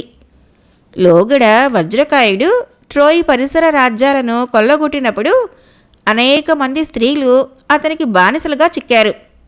వీరిలో హేమ అనే పిల్ల ఒక్కతే, భామిని అనే పిల్ల ఒక్కతే ఉన్నారు. గ్రీకు వీరులు ఈ బానిసలను పంచుకునేటప్పుడు హేమ రారాజు వంతు, భామిని వజ్రకాయుడి వంతు కావటం జరిగింది. వీరిలో హేమ తండ్రి పేరు హేమాంబరుడు. ఆయన సూర్యోపాసకుడు. తన కుమార్తెను గ్రీకుల నుంచి తిరుగు తెచ్చుకునే ఉద్దేశంతో అతను కొన్ని కానుకలు తీసుకుని పోయి రారాజుకు అర్పించి తన కుమార్తెను విడిచిపుచ్చమని కోరాడు. కానీ రారాజు ఆయన మాట వినిపించుకోక, ఆయన ఇచ్చిన కానుకలు తీసుకోక హేమాంబరుణ్ణి నానా తిట్లు తిట్టి వెళ్ళగొట్టించాడు. ఈ సంఘటన జరిగినది లగాయతు ప్రతిరోజు గ్రీకు శిబిరం పైన ఎటునుంచో బాణాలు వచ్చి పడటము, అకారణంగా గ్రీకు సైనికులు వందలాదిగా చావటము జరిగింది. ఇలా 10 రోజులు గడిచిన మీదట గ్రీకు నౌకలకు మార్గదర్శకుడిగా వచ్చిన కాంసుకుడు ఒక సంగతి బయటపెట్టాడు. హేమాంబరుడు సూర్యోపాసకుడు, సూర్యుడికి అత్యంత ప్రియుడు. అతను తన కుమార్తెను విడిచిపుచ్చమని రాగా రారాజు దుర్భాషలాడి పంపాడు. హేమాంబరుడు సూర్యభగవాన్ని వేడుకొనగా ఆయన మనపైన ఈ బాణాలు వేసి శిక్షిస్తున్నాడు. ఈ ప్రమాదం నుంచి తప్పించుకోవాలంటే హేమను సగౌరవంగా వెంటనే ఆమె తండ్రి వద్దకు పంపాలి అని కాంసకుడు చెప్పాడు. రారాజు ఈ మాటలు నమ్మి హేమను తక్షణమే హేమాంబరుడి వద్దకు పంపి తనను అడిగేవాడుండడనే ఉద్దేశంతో వజ్రకాయుడి వంతు వచ్చిన భామిని అనే పిల్లను తానే తీసుకున్నాడు. ఇది చూసి వజ్రకాయుడికి పట్టరాని ఆగ్రహం వచ్చింది. ఇక మీదట నాకు ఈ యుద్ధంతో ఏమీ సంబంధం లేదు, నేనింకా ఈ యుద్ధంలో పాల్గొనేది లేదు అని అతను శపథం చేశాడు. అతను అదివరకే ప్రమోదినిని ప్రేమించి ఉన్నాడు. ఆమె తండ్రి అయిన వర్ధనుణ్ణి తృప్తిపరిచేటందుకు వజ్రకాయుడికిది చాలా మంచి అవకాశం కూడా అయింది. వజ్రకాయుడితో పాటు అతని సేనలు కూడా యుద్ధరంగం నుంచి వైదొలిగాయి. గ్రీకుల పక్షాన ఇక మీదట యుద్ధం చేయనని వజ్రకాయుడు శపథం చేసినట్టు వినగానే ట్రోజనుల ఆనందానికి మేరలేదు. వారు ఎంతో ఉత్సాహంతో గ్రీకులపైకి బ్రహ్మాండంగా దాడి ఎత్తి వచ్చారు. ఈ దాడి చూసి రారాజుకు గుండె చలించిపోయింది. యుద్ధ విరమణ కోసం ఆయన ట్రోజనులకు వార్త పంపాడు. యుద్ధం నిలుపు చేయబడింది. ఈ పోరాటమంతా భువనసుందరి కోసమే కదా. ఆమె ఎవరిది కావాలో నిర్ణయించటానికి గాను ఆమె భర్త అయిన ప్రతాపుడికి, ఆమెను ఎత్తుకుపోయిన మోహనుడికి మధ్య ద్వంద్వయుద్ధం జరిగేటట్లు నిర్ణయించారు. ప్రతాపుడు, మోహనుడు ద్వంద్వయుద్ధం చేశారు. కానీ ఇది ఆశాంతం నడవలేదు. మధ్యలోనే మోహనుడు మాయమయ్యాడు. కామినీ దేవత అతన్ని తన మాయా ప్రభావం చేత అదృశ్యుణ్ణి చేసి ట్రోయికి చేర్చిందన్నారు. ద్వంద్వయుద్ధం ఎటూ తేలకపోగా యుద్ధ విరమణకు భంగం కూడా కలిగింది. కంటకుడు అనే ట్రోజన్ వీరుడు ప్రతాపుడిపై బాణం వదిలాడు. ఇది చూసి మండిపడి దేవమయుడు కంటకుణ్ణి చంపి ప్రశంసనుణ్ణి గాయపరిచాడు. ఇది జరిగిన అనంతరం వీరసింహుడు వజ్రకాయుణ్ణి తనతో ద్వంద్వయుద్ధానికి ఆహ్వానించాడు. కానీ వజ్రకాయుడు తాను యుద్ధరంగం నుంచి విరమించుకున్నానని జవాబు పంపాడు. వీరసింహుడితో ద్వంద్వయుద్ధం చేయటానికి గాను గ్రీకులు భూధవుణ్ణి ఎన్నుకున్నారు.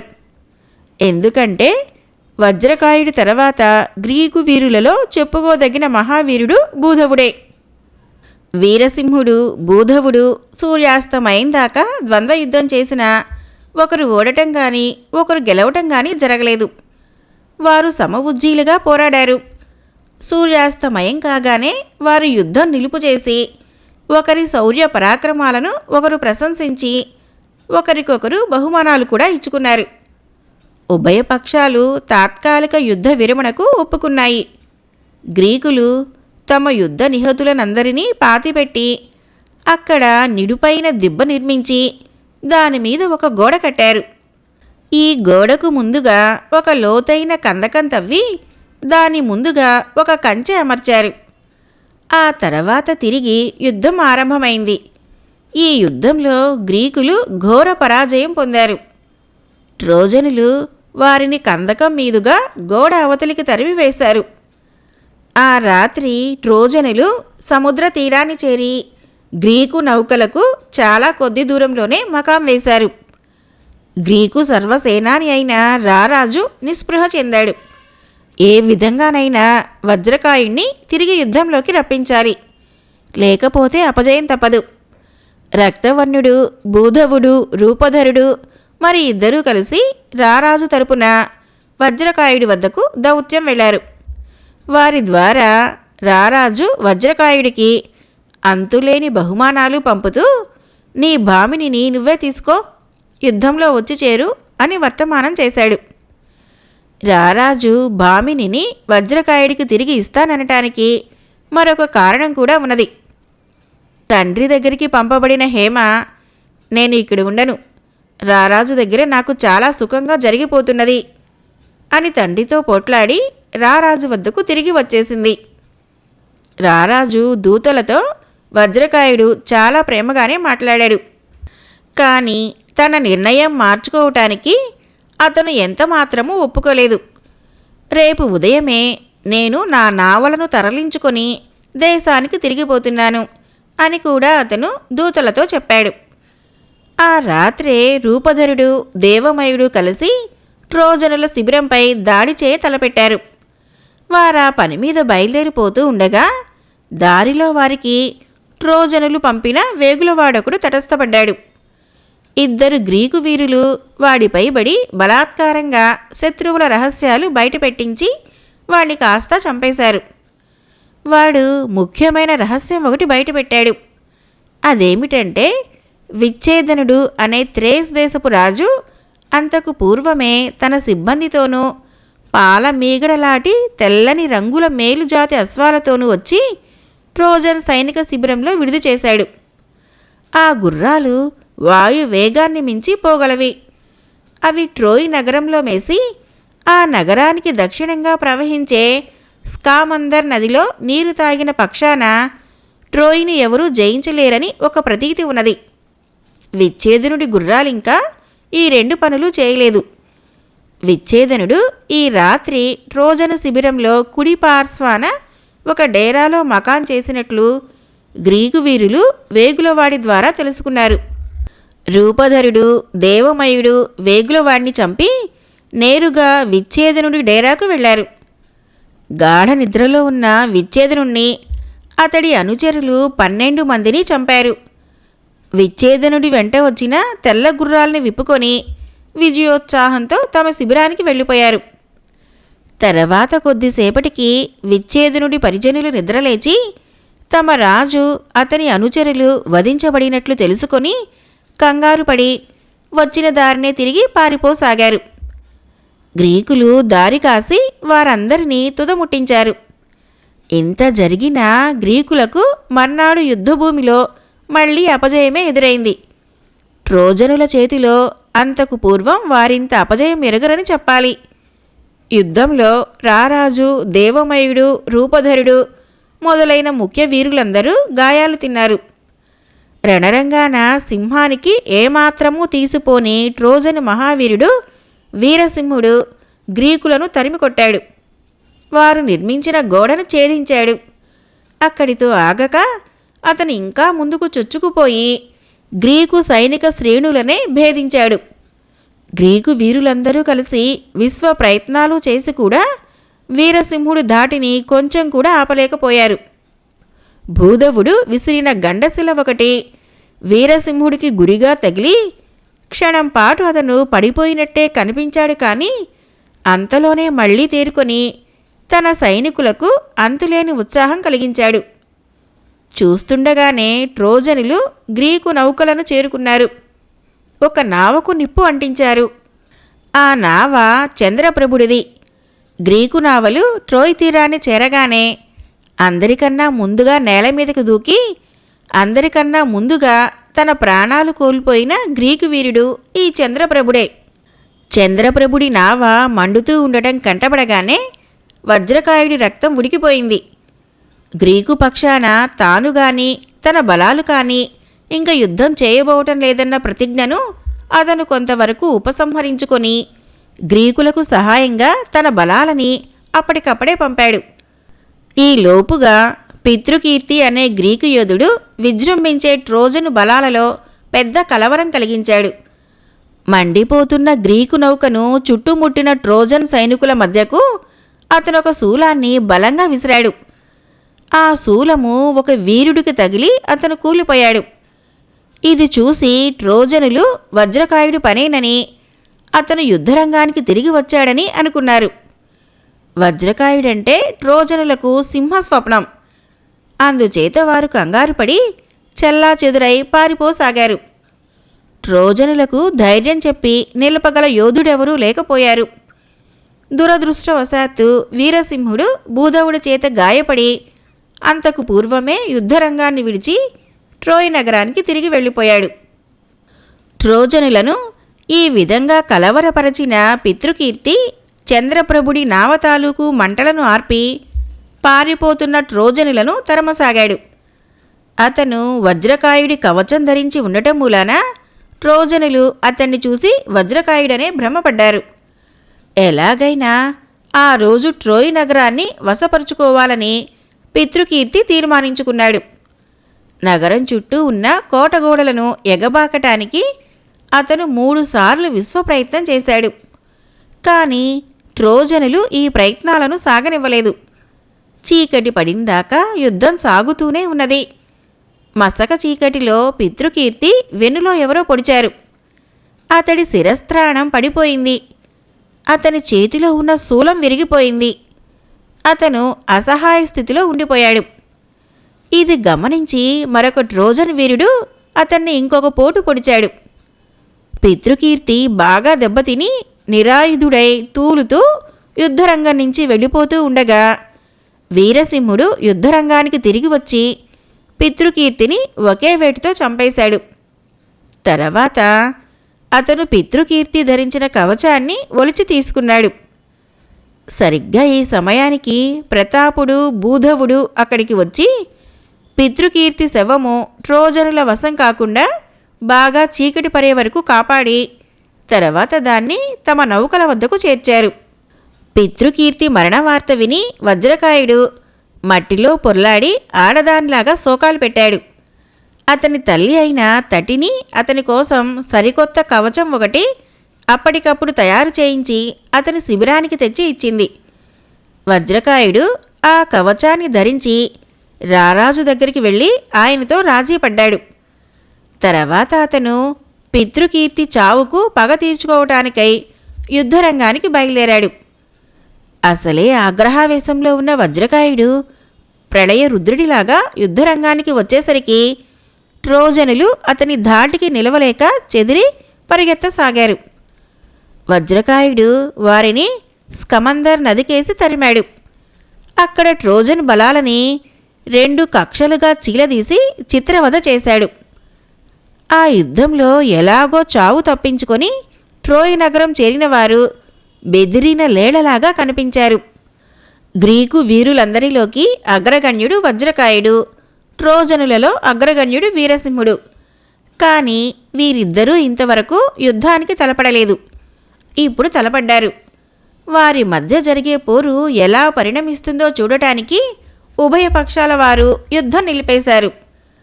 ఆరంభంలో వీరసింహుడు వజ్రకాయుని ఎదిరించటానికి బదులు అతడి నుంచి పారిపోసాగాడు. వజ్రకాయుడు అతన్ని వెంటబడి తరమసాగాడు.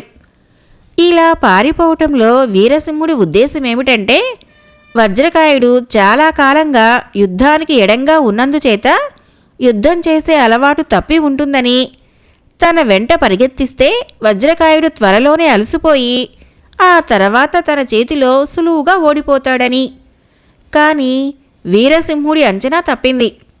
అతను ట్రోయ్ గోడల చుట్టూ 3 సార్లు పరిగెత్తించినప్పటికీ వజ్రకాయుడికి కొంచెమైనా అలసట రాలేదు. చివరకు వీరసింహుడు పరిగెత్తడం మానేసి ఎదురు తిరిగి నిలబడ్డాడు. వజ్రకాయుడు అతని మీదకి వస్తూనే అతన్ని గుండెలు దూసుకుపోయేటట్లు పొడిచాడు. వీరసింహుడు కిందపడి ప్రాణాలు విడవబోతూ తన శరీరాన్ని తన వారికి అప్పగించమని వజ్రకాయుడిని వేడుకున్నాడు. కాని వజ్రకాయుడు వీరసింహుడి తిదుకోరికను లక్ష్యపెట్టలేదు.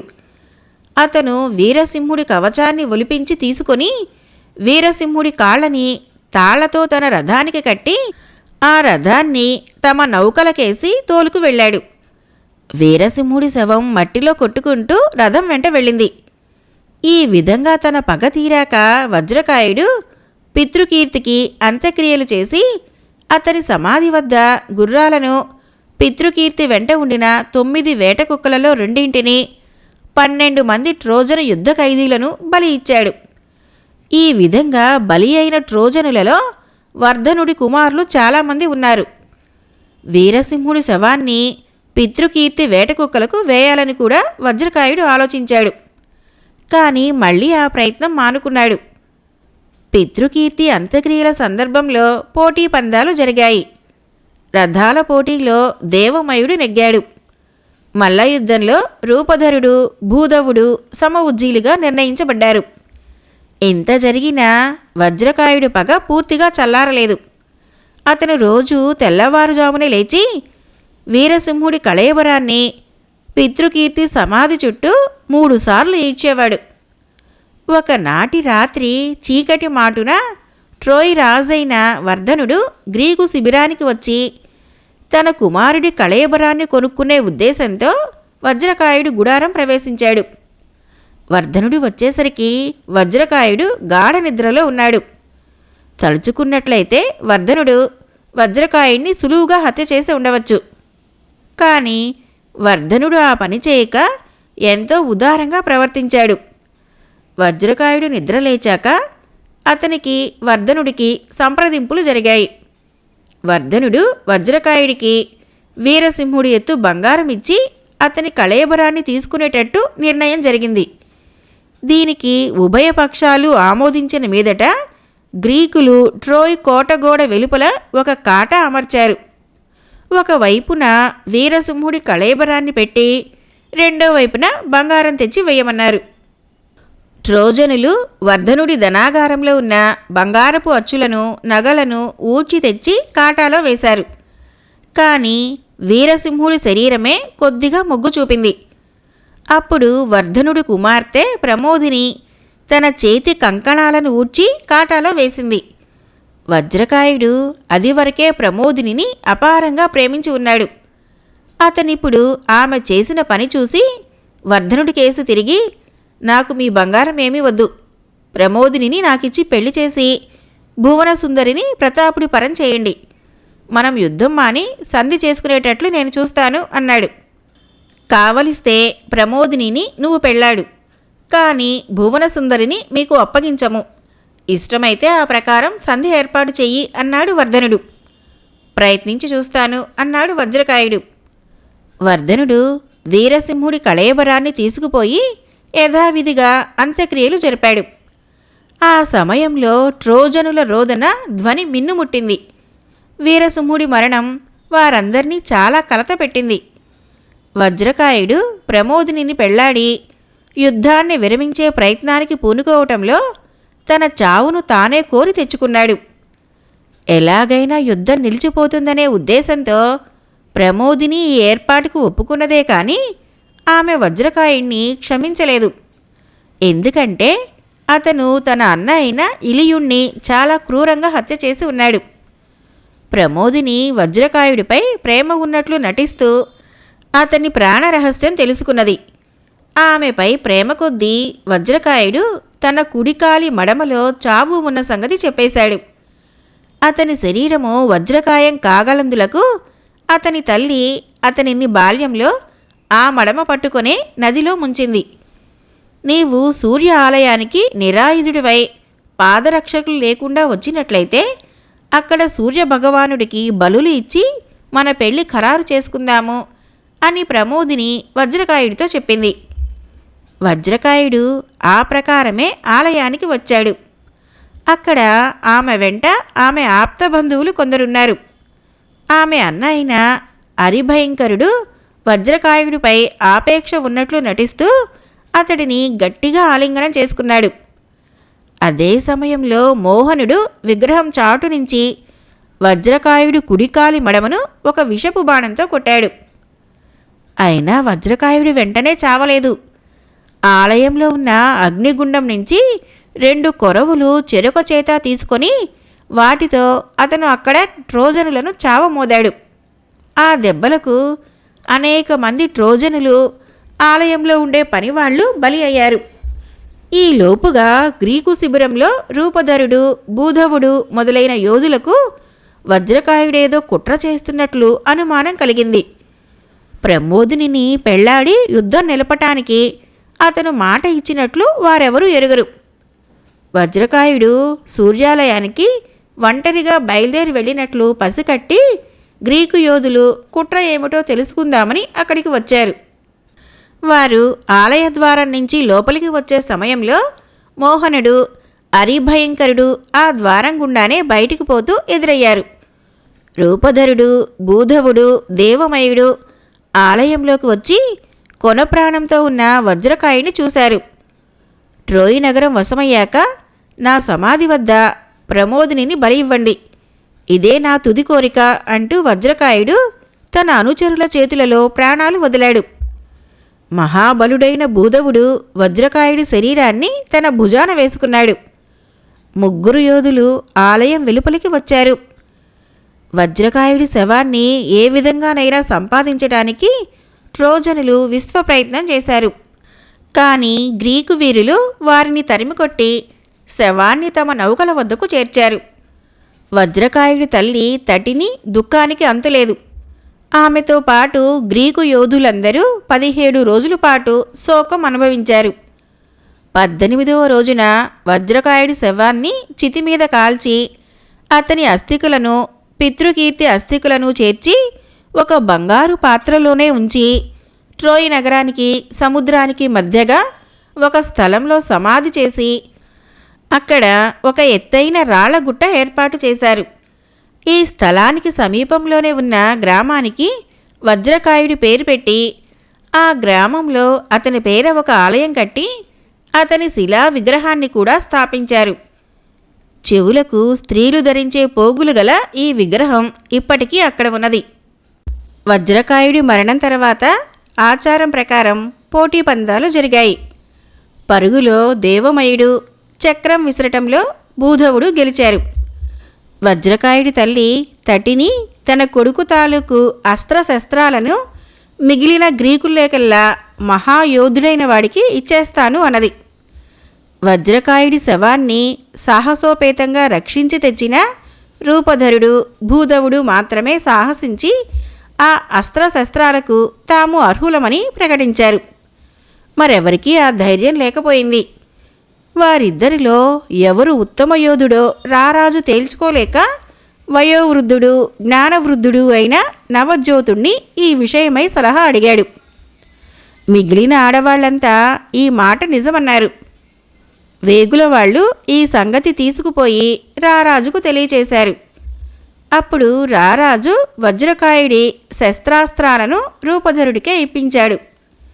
ఇది నిజంగా భూధవుడికి అవమానమే.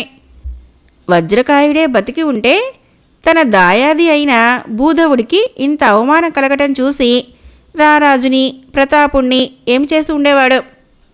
అతను లేడు గనకనే రారాజు రూపధరుణ్ణి భూధవుడి కన్నా గొప్ప యోధుడిగా నిర్ణయించగలిగాడు. కోపావేశంలో భూధవుడికి మతిపోయింది. గ్రీకులు ట్రోయి పరిసరాల్లో కొల్లగొట్టిన పశువులన్నీ ఒకచోట ఉన్నాయి. భూధవుడు ఉన్మాదంలో వాటి మధ్యకు పోయి వాటిని చిత్రవధ చేశాడు. 2 తెల్లకాళ్ల గొర్రెలను చూసి ఒకదాన్ని రారాజో ప్రతాపుడో అనుకుని దాని తల తెగవేశాడు. రెండవ దాన్ని రూపధరుడు అనుకుని దాన్ని ఒక గుంజకు నిలబెట్టి కొరడాతో కొట్టాడు. కొంతసేపటికి అతని ఉన్మాదం శాంతించింది. తర్వాత అతను సముద్ర తీరానికి వెళ్ళి అక్కడ కత్తితో పొడుచుకుని ఆత్మహత్య చేసుకున్నాడు. త్వరలోనే ధనదవుడి వ్రణం నయమైపోయింది. అతను లేచిన రోజునే యుద్ధరంగానికి బయలుదేరి మోహనుణ్ణి విలుయుద్ధానికి ఆహ్వానించాడు. ఈ యుద్ధంలో ధనదవుడు విసిరిన మొదటి బాణం మోహనుడికి తగలేదు. కానీ రెండవది మోహనుడి ఎడమ చేతికి, బాణం పట్టిన చేతికి తగిలింది. మూడవ బాణానికి మోహనుడి కుడి కన్ను పోయింది. నాలుగవ బాణంతో ధనదవుడు మోహనుడి కాలిమడమను బలంగా కొట్టాడు. మోహనుడు అపాయ స్థితిలో ఉండడం చూసి ప్రతాపుడు ఒక్క దెబ్బతో అతన్ని యమపురికి పంపుదామనుకున్నాడు. కానీ మోహనుడు కుంటుకుంటూ ప్రతాపుడికి చిక్కకుండా కోట గోడల లోపలికి వెళ్ళిపోగలిగాడు. మోహనుడికి చికిత్స చేయటానికి గాను ఐడా పర్వతం నుంచి ఓషధులను గంపలలో తెప్పించారు. కానీ అవి వచ్చే లోపలనే అతను ప్రాణాలు విడిచాడు. మోహనుడు పోగానే భువనసుందరి నాకు భార్య కావాలని మోహనుడి సోదరులలో చంద్రుడు, అరిభయంకరుడు తగాదా పడ్డారు. అరిభయంకరుడే యుద్ధంలో ఎక్కువ పరాక్రమం ప్రదర్శించాడనే ఉద్దేశంతో వర్ధనుడు అతని పక్షంగా తీర్పు చెప్పాడు. కానీ భువనసుందరి మటుకు తాను స్పార్టా రాణినని, ప్రతాపుడి భార్యనని మర్చిపోనే లేదు. ఆమె తన వారైన గ్రీకులను చేరుకునే ఉద్దేశంతో ఒకనాటి రాత్రి కోటగోడల పైకి వెళ్ళి బయటికి జారటానికి ఒక మోకు సిద్ధం చేయసాగింది. ఈ సమయంలో పహరావాడకుడు ఆమెను చూసి పట్టుకొని రాజభవనానికి తిరిగి తీసుకువచ్చాడు. అరిభయంకరుడు ఆమెను బలాత్కారంగా వివాహమాడాడు. ఈ వివాహము ట్రోజనులకు ఎంతమాత్రమూ నచ్చలేదు. చంద్రుడి విరక్తి చెంది ట్రోయ్ నగరం విడిచి ఐడా పర్వతం మీద నివసించడానికి బయలుదేరిపోయాడు. చంద్రుణ్ణి ఏ విధంగానైనా పట్టుకున్నట్లయితే అతని నుంచి ట్రోయ్ మర్మాలు తెలుసుకొని యుద్ధం విజయవంతం అయ్యేటట్లు చూడవచ్చునని కాంసకుడు రారాజుకు చెప్పాడు. ఎలాగైనా చంద్రుణ్ణి పట్టుకోమని రారాజు రూపధరుణ్ణి ప్రోత్సహించి పంపాడు. చంద్రుడు సూర్యాలయంలో హేమ తండ్రికి అతిథిగా ఉంటూ ఉన్న సమయంలో రూపధరుడు అతన్ని వెతుక్కుంటూ అక్కడికి వచ్చాడు. నేను ప్రాణాలకి వెరిచి పారిపోయి రాలేదు. ఈ ఆలయంలోనే మోహనుడు వజ్రకాయుణ్ణి అక్రమంగా చంపాడు. అందుకింకా ప్రాయశ్చిత్తం జరగలేదు. అదే నన్ను బాధిస్తున్నది. ఎక్కడైనా దూర ప్రాంతంలో సురక్షితంగా నేను ఉండేటందుకు తగిన ఏర్పాటు చేసినట్లయితే నేను ట్రోయ్ మర్మాలు దాచకుండా చెప్పగలను అని చంద్రుడు రూపధరుడితో చెప్పాడు. ఇందుకు రూపధరుడు సమ్మతించాడు. రాగల వేసవిలో ట్రోయ్ నగరానికి పతనం రాసిపెట్టి ఉన్నది. కానీ అది అయ్యేలోపుగా 3 పనులు జరగాలి. 1, పీసాలో ధూమ్రముఖుడి భుజం ఎముక ఉన్నది. అది మీ శిబిరం చేరాలి. 2, నవయోధుడు రణరంగంలోకి రావాలి. 3, బుద్ధిమతీదేవి విగ్రహాన్ని కోట నుంచి కాజేయాలి. అది ఉండగా ట్రోయ్ గోడలను మీరు పడగొట్టలేరు అని చంద్రుడు రూపధరుడికి చెప్పాడు. ఈ రహస్యం తెలియగానే రారాజు ధూమ్రముఖుడి అస్థికను తీసుకురావటానికి కొందరిని పీసాకు పంపాడు. వజ్రకాయుడి కొడుకైన నవయోధుడు 12 ఏళ్ల బాలాకుమారుడు స్కైరాస్లో ఉంటున్నాడు. అతనిని తీసుకురావటానికి రూపధరుడు, రక్తవర్ణుడు, దేవమయుడు నౌకలో బయలుదేరి వెళ్లారు. నవయోధుడు యుద్ధరంగంలో కాలు పెట్టగానే అతని తండ్రి అయిన వజ్రకాయుడి ప్రేతాత్మ కనిపించింది. వజ్రకాయుడు శస్త్రాస్త్రాలని రూపధరుడు నవయోధుడికి ఇచ్చేశాడు. వయసులో చిన్నవాడై ఉండి కూడా నవయోధుడు రణరంగంలో తన తండ్రి పేరు నిలబెట్టాడు. అతడు యుద్ధ వ్యూహ రచనలలో కూడా గ్రీకులకు సలహా ఇచ్చాడు. పోతే బుద్ధిమతి విగ్రహాన్ని దొంగలించే పని మిగిలి ఉన్నది. ఈ పని చేయటానికి రూపధరుడు, దేవమయుడు పూనుకున్నారు. రూపధరుడు దేవమయుడి చేత ఒళ్ళంతా రక్తం కారేటట్టు కొట్టించుకొని శరణుజొచ్చే బానిసలాగా ట్రోయ్ నగరం ప్రవేశించాడు. అతన్ని ఒక్క భువనసుందరి మాత్రమే గుర్తించింది. అతను ఇలాంటి రూపంలో రావటానికి కారణం తెలుసుకుందామని ఆమె ప్రయత్నించింది. కానీ రూపధరుడు ఆమె ప్రశ్నలకు సరి అయిన జవాబులు చెప్పలేదు. ఆమె అతన్ని తన ఇంటికి తీసుకొని పోయి స్నానం చేయించి భోజనం పెట్టి, నేనిక్కడ ఖైదీగా జీవిస్తున్నాను, నాకు మన దేశం వెళ్ళాలని ఉన్నది, ఈ సంగతి మా అత్తగారికి మాత్రమే తెలుసు, అయితే ఆమె నా పక్షమే, మీ కార్యక్రమం నాకు వివరంగా చెప్పాలి అన్నది. సరిగ్గా ఆ సమయానికే వర్ధనుడి భార్య అక్కడికి వచ్చింది. రూపధరుడి పై ప్రాణాలు పైనైపోయాయి. అతను ఆవిడ కాళ్ళ మీద పడి భయంతో శోకాలు పెడుతూ నన్ను బయట పెట్టకండి అని ప్రార్థించాడు. వర్ధనుడి భార్య అతన్ని బయట పెట్టకపోగా అతను సురక్షితంగా తిరిగి వెళ్ళటానికి కూడా తోడ్పడింది. వెళ్ళేటప్పుడు రూపధరుడు బుద్ధిమతి విగ్రహాన్ని దొంగిలించాడు. గోడల అవతల కనిపెట్టుకొని ఉన్న దేవమయుడి భుజాన దాన్ని పెట్టాడు. ఇద్దరూ పున్నమి వెన్నెలలో నడుస్తూ శిబిరానికి వెళ్ళసాగారు. మధ్యలో రూపధరుడికి ఈ విగ్రహం తెచ్చిన కీర్తి తానే పొందాలన్న దుర్బుద్ధి పుట్టింది. అతను ఒక అడుగు వెనక్కు తగ్గి దేవమయుడిని చంపటానికి కత్తి ఎత్తాడు. ఎత్తిన కత్తి నీడ చూసి దేవమయుడు గిరుక్కున వెనక్కి తిరిగి తన కత్తిని దూసి రూపధరుణ్ణి నిరాయుధుణ్ణి చేశాడు. ఆ తర్వాత దేవమయుడు రూపధరుణ్ణి పెడరెక్కలు విరిచికట్టి తన్నుకుంటూ శిబిరానికి తీసుకుపోయాడు. ట్రోయ్ పతనానికి కొంత ముందుగానే వర్ధనుడి కుమారుల మధ్య అంతఃకలహాలు బయలుదేరి చాలా తీవ్రంగా పరిణమించాయి. అది చూసి వర్ధనుడు గ్రీకులతో రాజీ పడటానికి రహస్యంగా ఒక యత్నం చేశాడు. ఆయన తన బావమరిది అయిన ప్రత్యామ్నాయుడు అనేవాణ్ణి రారాజు వద్దకు పంపాడు. ఈ ప్రత్యామ్నాయుడికి అరిభయంకరుడంటే ఏమాత్రమూ పడదు. అందుచేత అతను కేవలం సంధి రాయబారాలు మాట్లాడి తిరిగిపోవటానికి బదులు రూపధరుడితో ఒక కుట్ర పన్నాడు. ట్రోయ్ రాజసింహాసనము రాజధనంలో సగం వంతు ప్రత్యామ్నాయుడికి దక్కేటట్లు, ప్రత్యామ్నాయుడు ట్రోయ్ నగరాన్ని రూపధరుడి చేతిలో పెట్టేటట్లు ఒడంబడిక జరిగింది. ఈ కుట్ర కొనసాగించడానికి ప్రశంసనుడు కూడా సహాయం చేయగలడని ప్రత్యామ్నాయుడు రూపధరుడితో అన్నాడు. ట్రోయ్ నగరంలో గ్రీకులకి సహాయం చేసేవాళ్లు ఉన్నారు.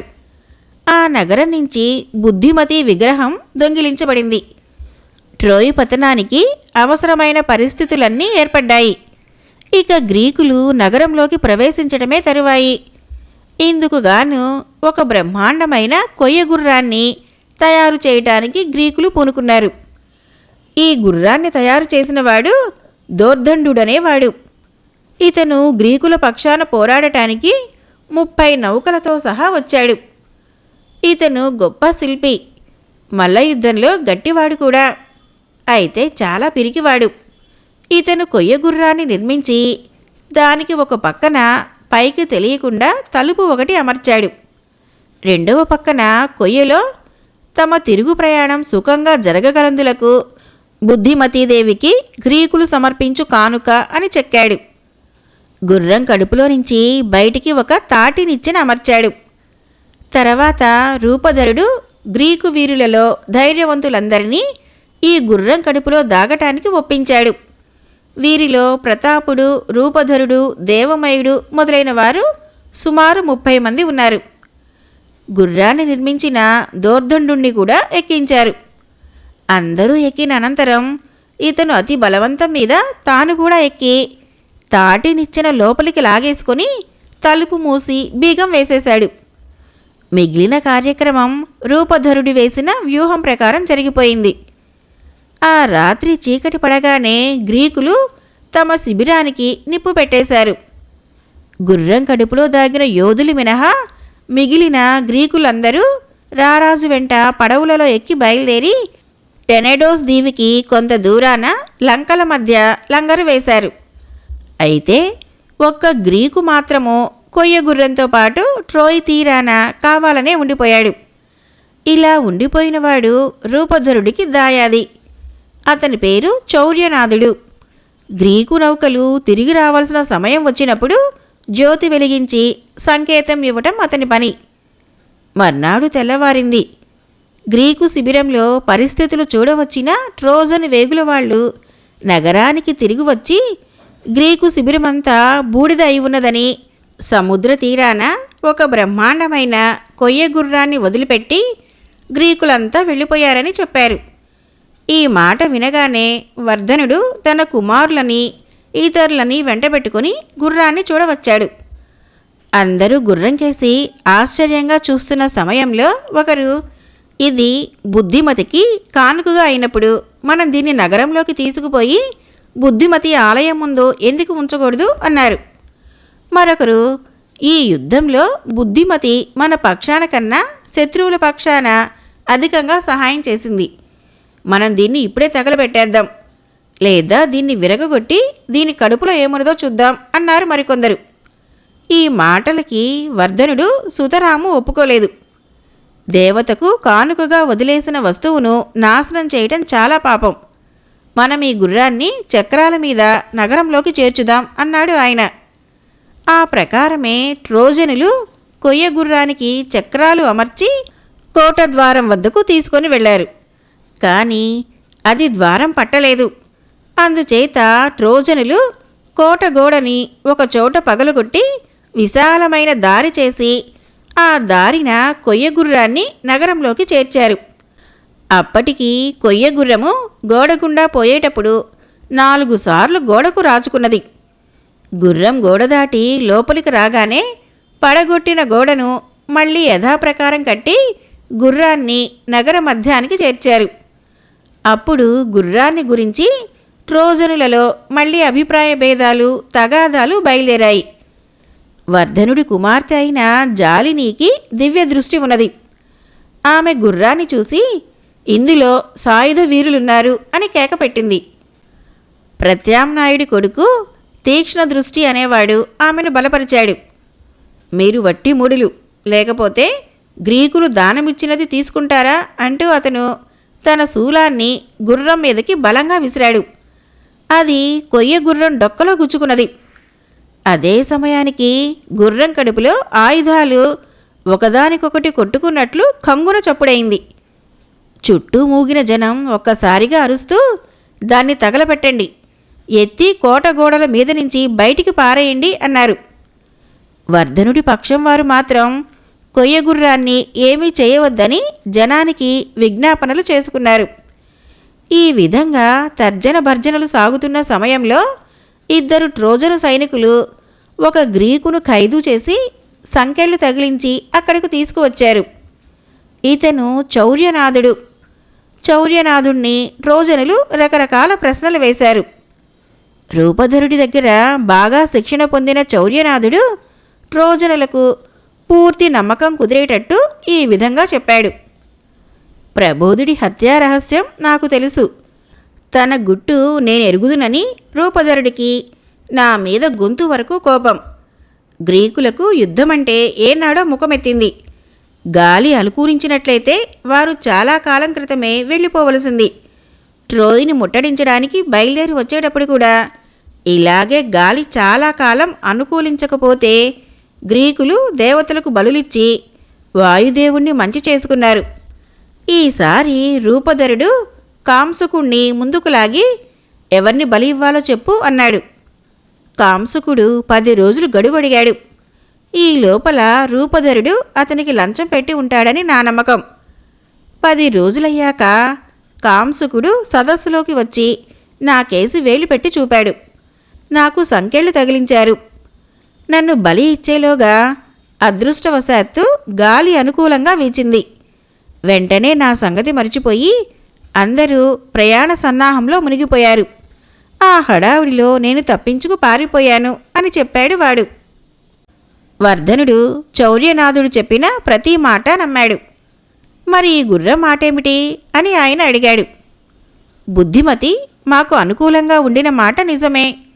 కానీ రూపధరుడు, దేవమయుడు కలిసి మీ నగరం నుంచి ఆ దేవి విగ్రహాన్ని ఎత్తుకుపోయాక ఆమె మాపై ఆగ్రహించింది. ఆమె విగ్రహాన్ని మా శిబిరానికి చేర్చిన వెంటనే విగ్రహంలో నుంచి 3 సార్లు జ్వాలలు పైకి వచ్చాయి. విగ్రహం పాదాలు చెమటతో చెమ్మగిల్లాయి. దేవికి ఆగ్రహం వచ్చినట్లు స్పష్టమైంది. ఈసారికి యుద్ధం చాలించి తిరుగుముఖం పట్టడం మంచిదని బుద్ధిమతీదేవికి ఒక కానుక అర్పించి వెంటనే బయలుదేరవలసిందని, ఇంకొకసారి మంచి ముహూర్తం చేసుకుని మళ్ళీ యుద్ధానికి రావచ్చునని కాంసుకుడు రారాజుకు సలహా ఇచ్చాడు అన్నాడు చౌర్యనాథుడు. ఇంత పెద్ద గుర్రం ఎందుకు తయారు చేశారు అని వర్ధనుడు అడిగాడు. మీరు దీన్ని నగరంలోకి తీసుకుపోకుండా చేయాలని గ్రీకుల ఉద్దేశం. ఈ గుర్రాన్ని మీరు ఉపేక్షగా వదిలివేసినట్లయితే బుద్ధిమతీదేవి మీపై ఆగ్రహిస్తుంది. అలాగాక మీరు ఈ గుర్రాన్ని శ్రమపడి నగరంలోకి తీసుకువస్తే ఇక మీకు అపజయం ఉండదు. మీ సామ్రాజ్యము నలువైపులా విస్తరిస్తుంది. అలా జరగకుండా చేయాలని ఇంత పెద్ద గుర్రాన్ని తయారు చేశారు అన్నాడు చౌర్యనాథుడు. పచ్చి అబద్ధాలు, రూపధరుడి కల్పనలు. వర్ధన, నువ్వీ మాటలు నమ్మి చెడిపోకు అంటూ తీక్ష్ణ దృష్టి అరిచాడు. అతను ఇంకా ఇలా చెప్పాడు. నేనిప్పుడే వెళ్ళి నా ఇష్టదేవతకు బలులిచ్చి ఆరాధించి ఈ కొయ్య గుర్రాన్ని భస్మీపటలం చేసే మార్గం తెలుసుకుంటాను. కానీ తీక్ష్ణ దృష్టి ఈ పని చేయలేకపోయాడు. ట్రోయ్ నగరాన్ని రక్షించలేకపోయాడు కూడా. ఎందుచేతనంటే అతని ఇంటికి వచ్చిన వెంటనే ఎక్కడి నుంచో 2 మహాసర్పాలు వచ్చి తీక్ష్ణ దృష్టి కుమారులిద్దరినీ చుట్టి చంపేశాయి.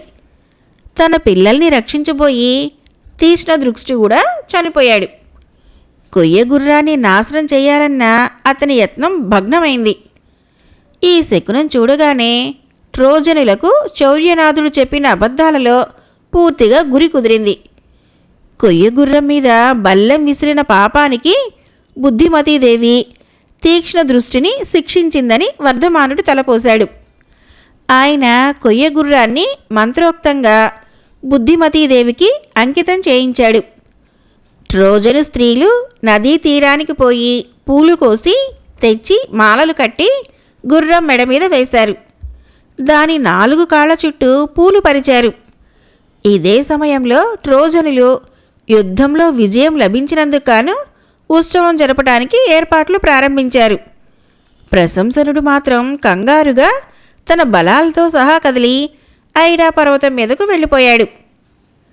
బయట ఈ తతంగమంతా జరుగుతూ ఉంటే గుర్రం లోపల ఉన్న గ్రీకు యోధులు ప్రాణాలు అరచేత పట్టుకొని గడగడలాడిపోయారు. దోర్దండు నిశ్శబ్దంగా ఏడవసాగాడు కూడా. నవయోధుడొక్కడే రాయిలాగా ఉండిపోయాడు. తీక్ష్ణ దృష్టి విసిరిన బల్లెం కొయ్య గుర్రాన్ని భేదించి తన తలకు సమీపంలోనే పొడుచుకు వచ్చినా అతను చలించలేదు. పైపచ్చు ఎప్పుడు బయటపడి తన పరాక్రమం చూపుదామా అన్నట్టుగా తన కత్తి పిడిని చేత్తో పట్టుకొని మాటిమాటికి రూపధరుడి కేసు చూడసాగాడు. ఈ దాడికి నాయకుడు రూపధరుడే. సాయంకాలం వేళ భువనసుందరి తన భర్త అయిన అరిభయంకరుడితో సహా గుర్రాన్ని చూడవచ్చింది. ఆమె తన భర్తను రంజింపజేసే మిష మీద గుర్రం చుట్టూ తిరిగి వస్తూ మధ్య మధ్య దాన్ని తటుతూ గుర్రంలో ఉన్న యోధులలో ఒక్కొక్కడి భార్య గొంతును అనుకరించింది. వారిని పేర్లు పెట్టి పిలిచింది కూడా. గుర్రం కడుపులో రూపధరుడికి సమీపంగా కూర్చొని ఉండిన ప్రతాపుడు, దేవమయుడు కూడా ఆమె తమ పేర్లు పిలిచినప్పుడు లేచి బయటకు ఉరకబోయారు. వారిని రూపధరుడు సకాలంలో వారించాడు. రాత్రి అయింది. పగలల్లా విజయోత్సవాలు జరిపి అలసిపోయిన ట్రోయ్ పౌరులు ప్రాణాలు సొమ్ముసిల్లి గాఢ నిద్రలో మునిగిపోయారు. ఎక్కడా ఒక్క కుక్క కూడా మొరగటం లేదు. ఒక్క భువన సుందరి మాత్రమే మేలుకొని ఉన్నది. ఆమె గదికి వెలుపల ఒక గుండ్రని దీపం వెలుగుతూ ఉన్నది. ఇది గ్రీకుల కోసం ఏర్పాటు చేసిన సంకేతం.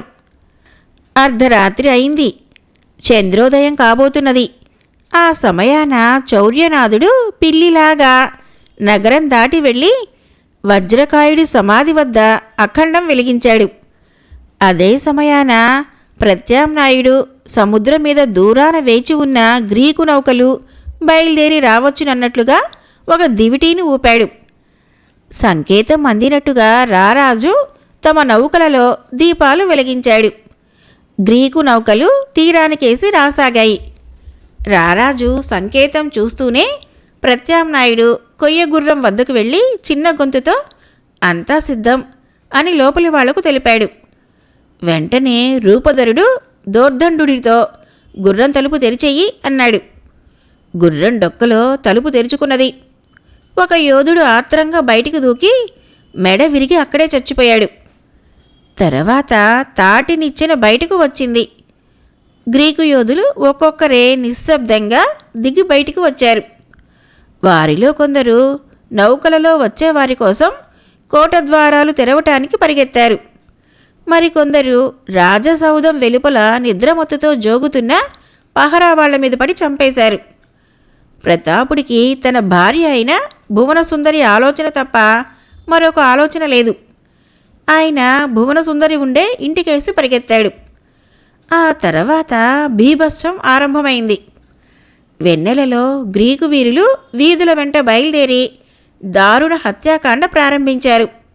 నిరాయుధుల జోలికి పోమని రూపధరుడు భువనసుందరికి ఆమె అత్తగారికి మాట ఇచ్చాడే కానీ గ్రీకులు ఆ మాట దక్కించుకోలేదు. వారు ప్రతి ఇంటిలోకి జొరబడి నిద్రపోతున్న స్త్రీలు, వృద్ధుల గొంతులు కూడా కోసేశారు. వర్ధనుడు ఆయన భార్య కూతుళ్ళు ఒక ఆలయంలోకి వెళ్ళి దాక్కున్నారు. వర్ధనుడు గ్రీకులతో తలపడటానికి సిద్ధమైనాడు కానీ ఆయన భార్య బతిమాలింది. నీవు వృద్ధుడివి, ఇప్పుడు వెళ్ళి ఏమి యుద్ధం చేస్తావు? ప్రాణాలతో ఉండు, అదే 10,000 అన్నది. వర్ధనుడు భార్య మాటలు మన్నించాడు. కానీ అంతలోనే తన కుమారులలోనే ఒకణ్ణి గ్రీకులు తరుముకుంటూ రావటము, నవయోధుడు అతన్ని పొడిచి చంపటము ఆయన కళ్ళబడింది. ఇది చూసి సహించలేక వర్ధనుడు ఆలయం నుంచి బయటికి ఉరికి గ్రీకులకు దొరికిపోయాడు. గ్రీకులు ఆయనను రాజభవనం వద్దకు ఈడ్చుకొని పోయి ద్వారం వద్ద చంపేశారు. భువనసుందరి ఇంటికి ప్రతాపుడితో పాటు రూపధరుడు కూడా వెళ్ళాడు. ఆ ఇద్దరూ కలిసి అరిభయంకరుడితో చాలాసేపు యుద్ధం చేశారు. చివరకు భువనసుందరే అరిభయంకరుణ్ణి వెనకపాటున పొడిచింది. అతను చనిపోయాడు.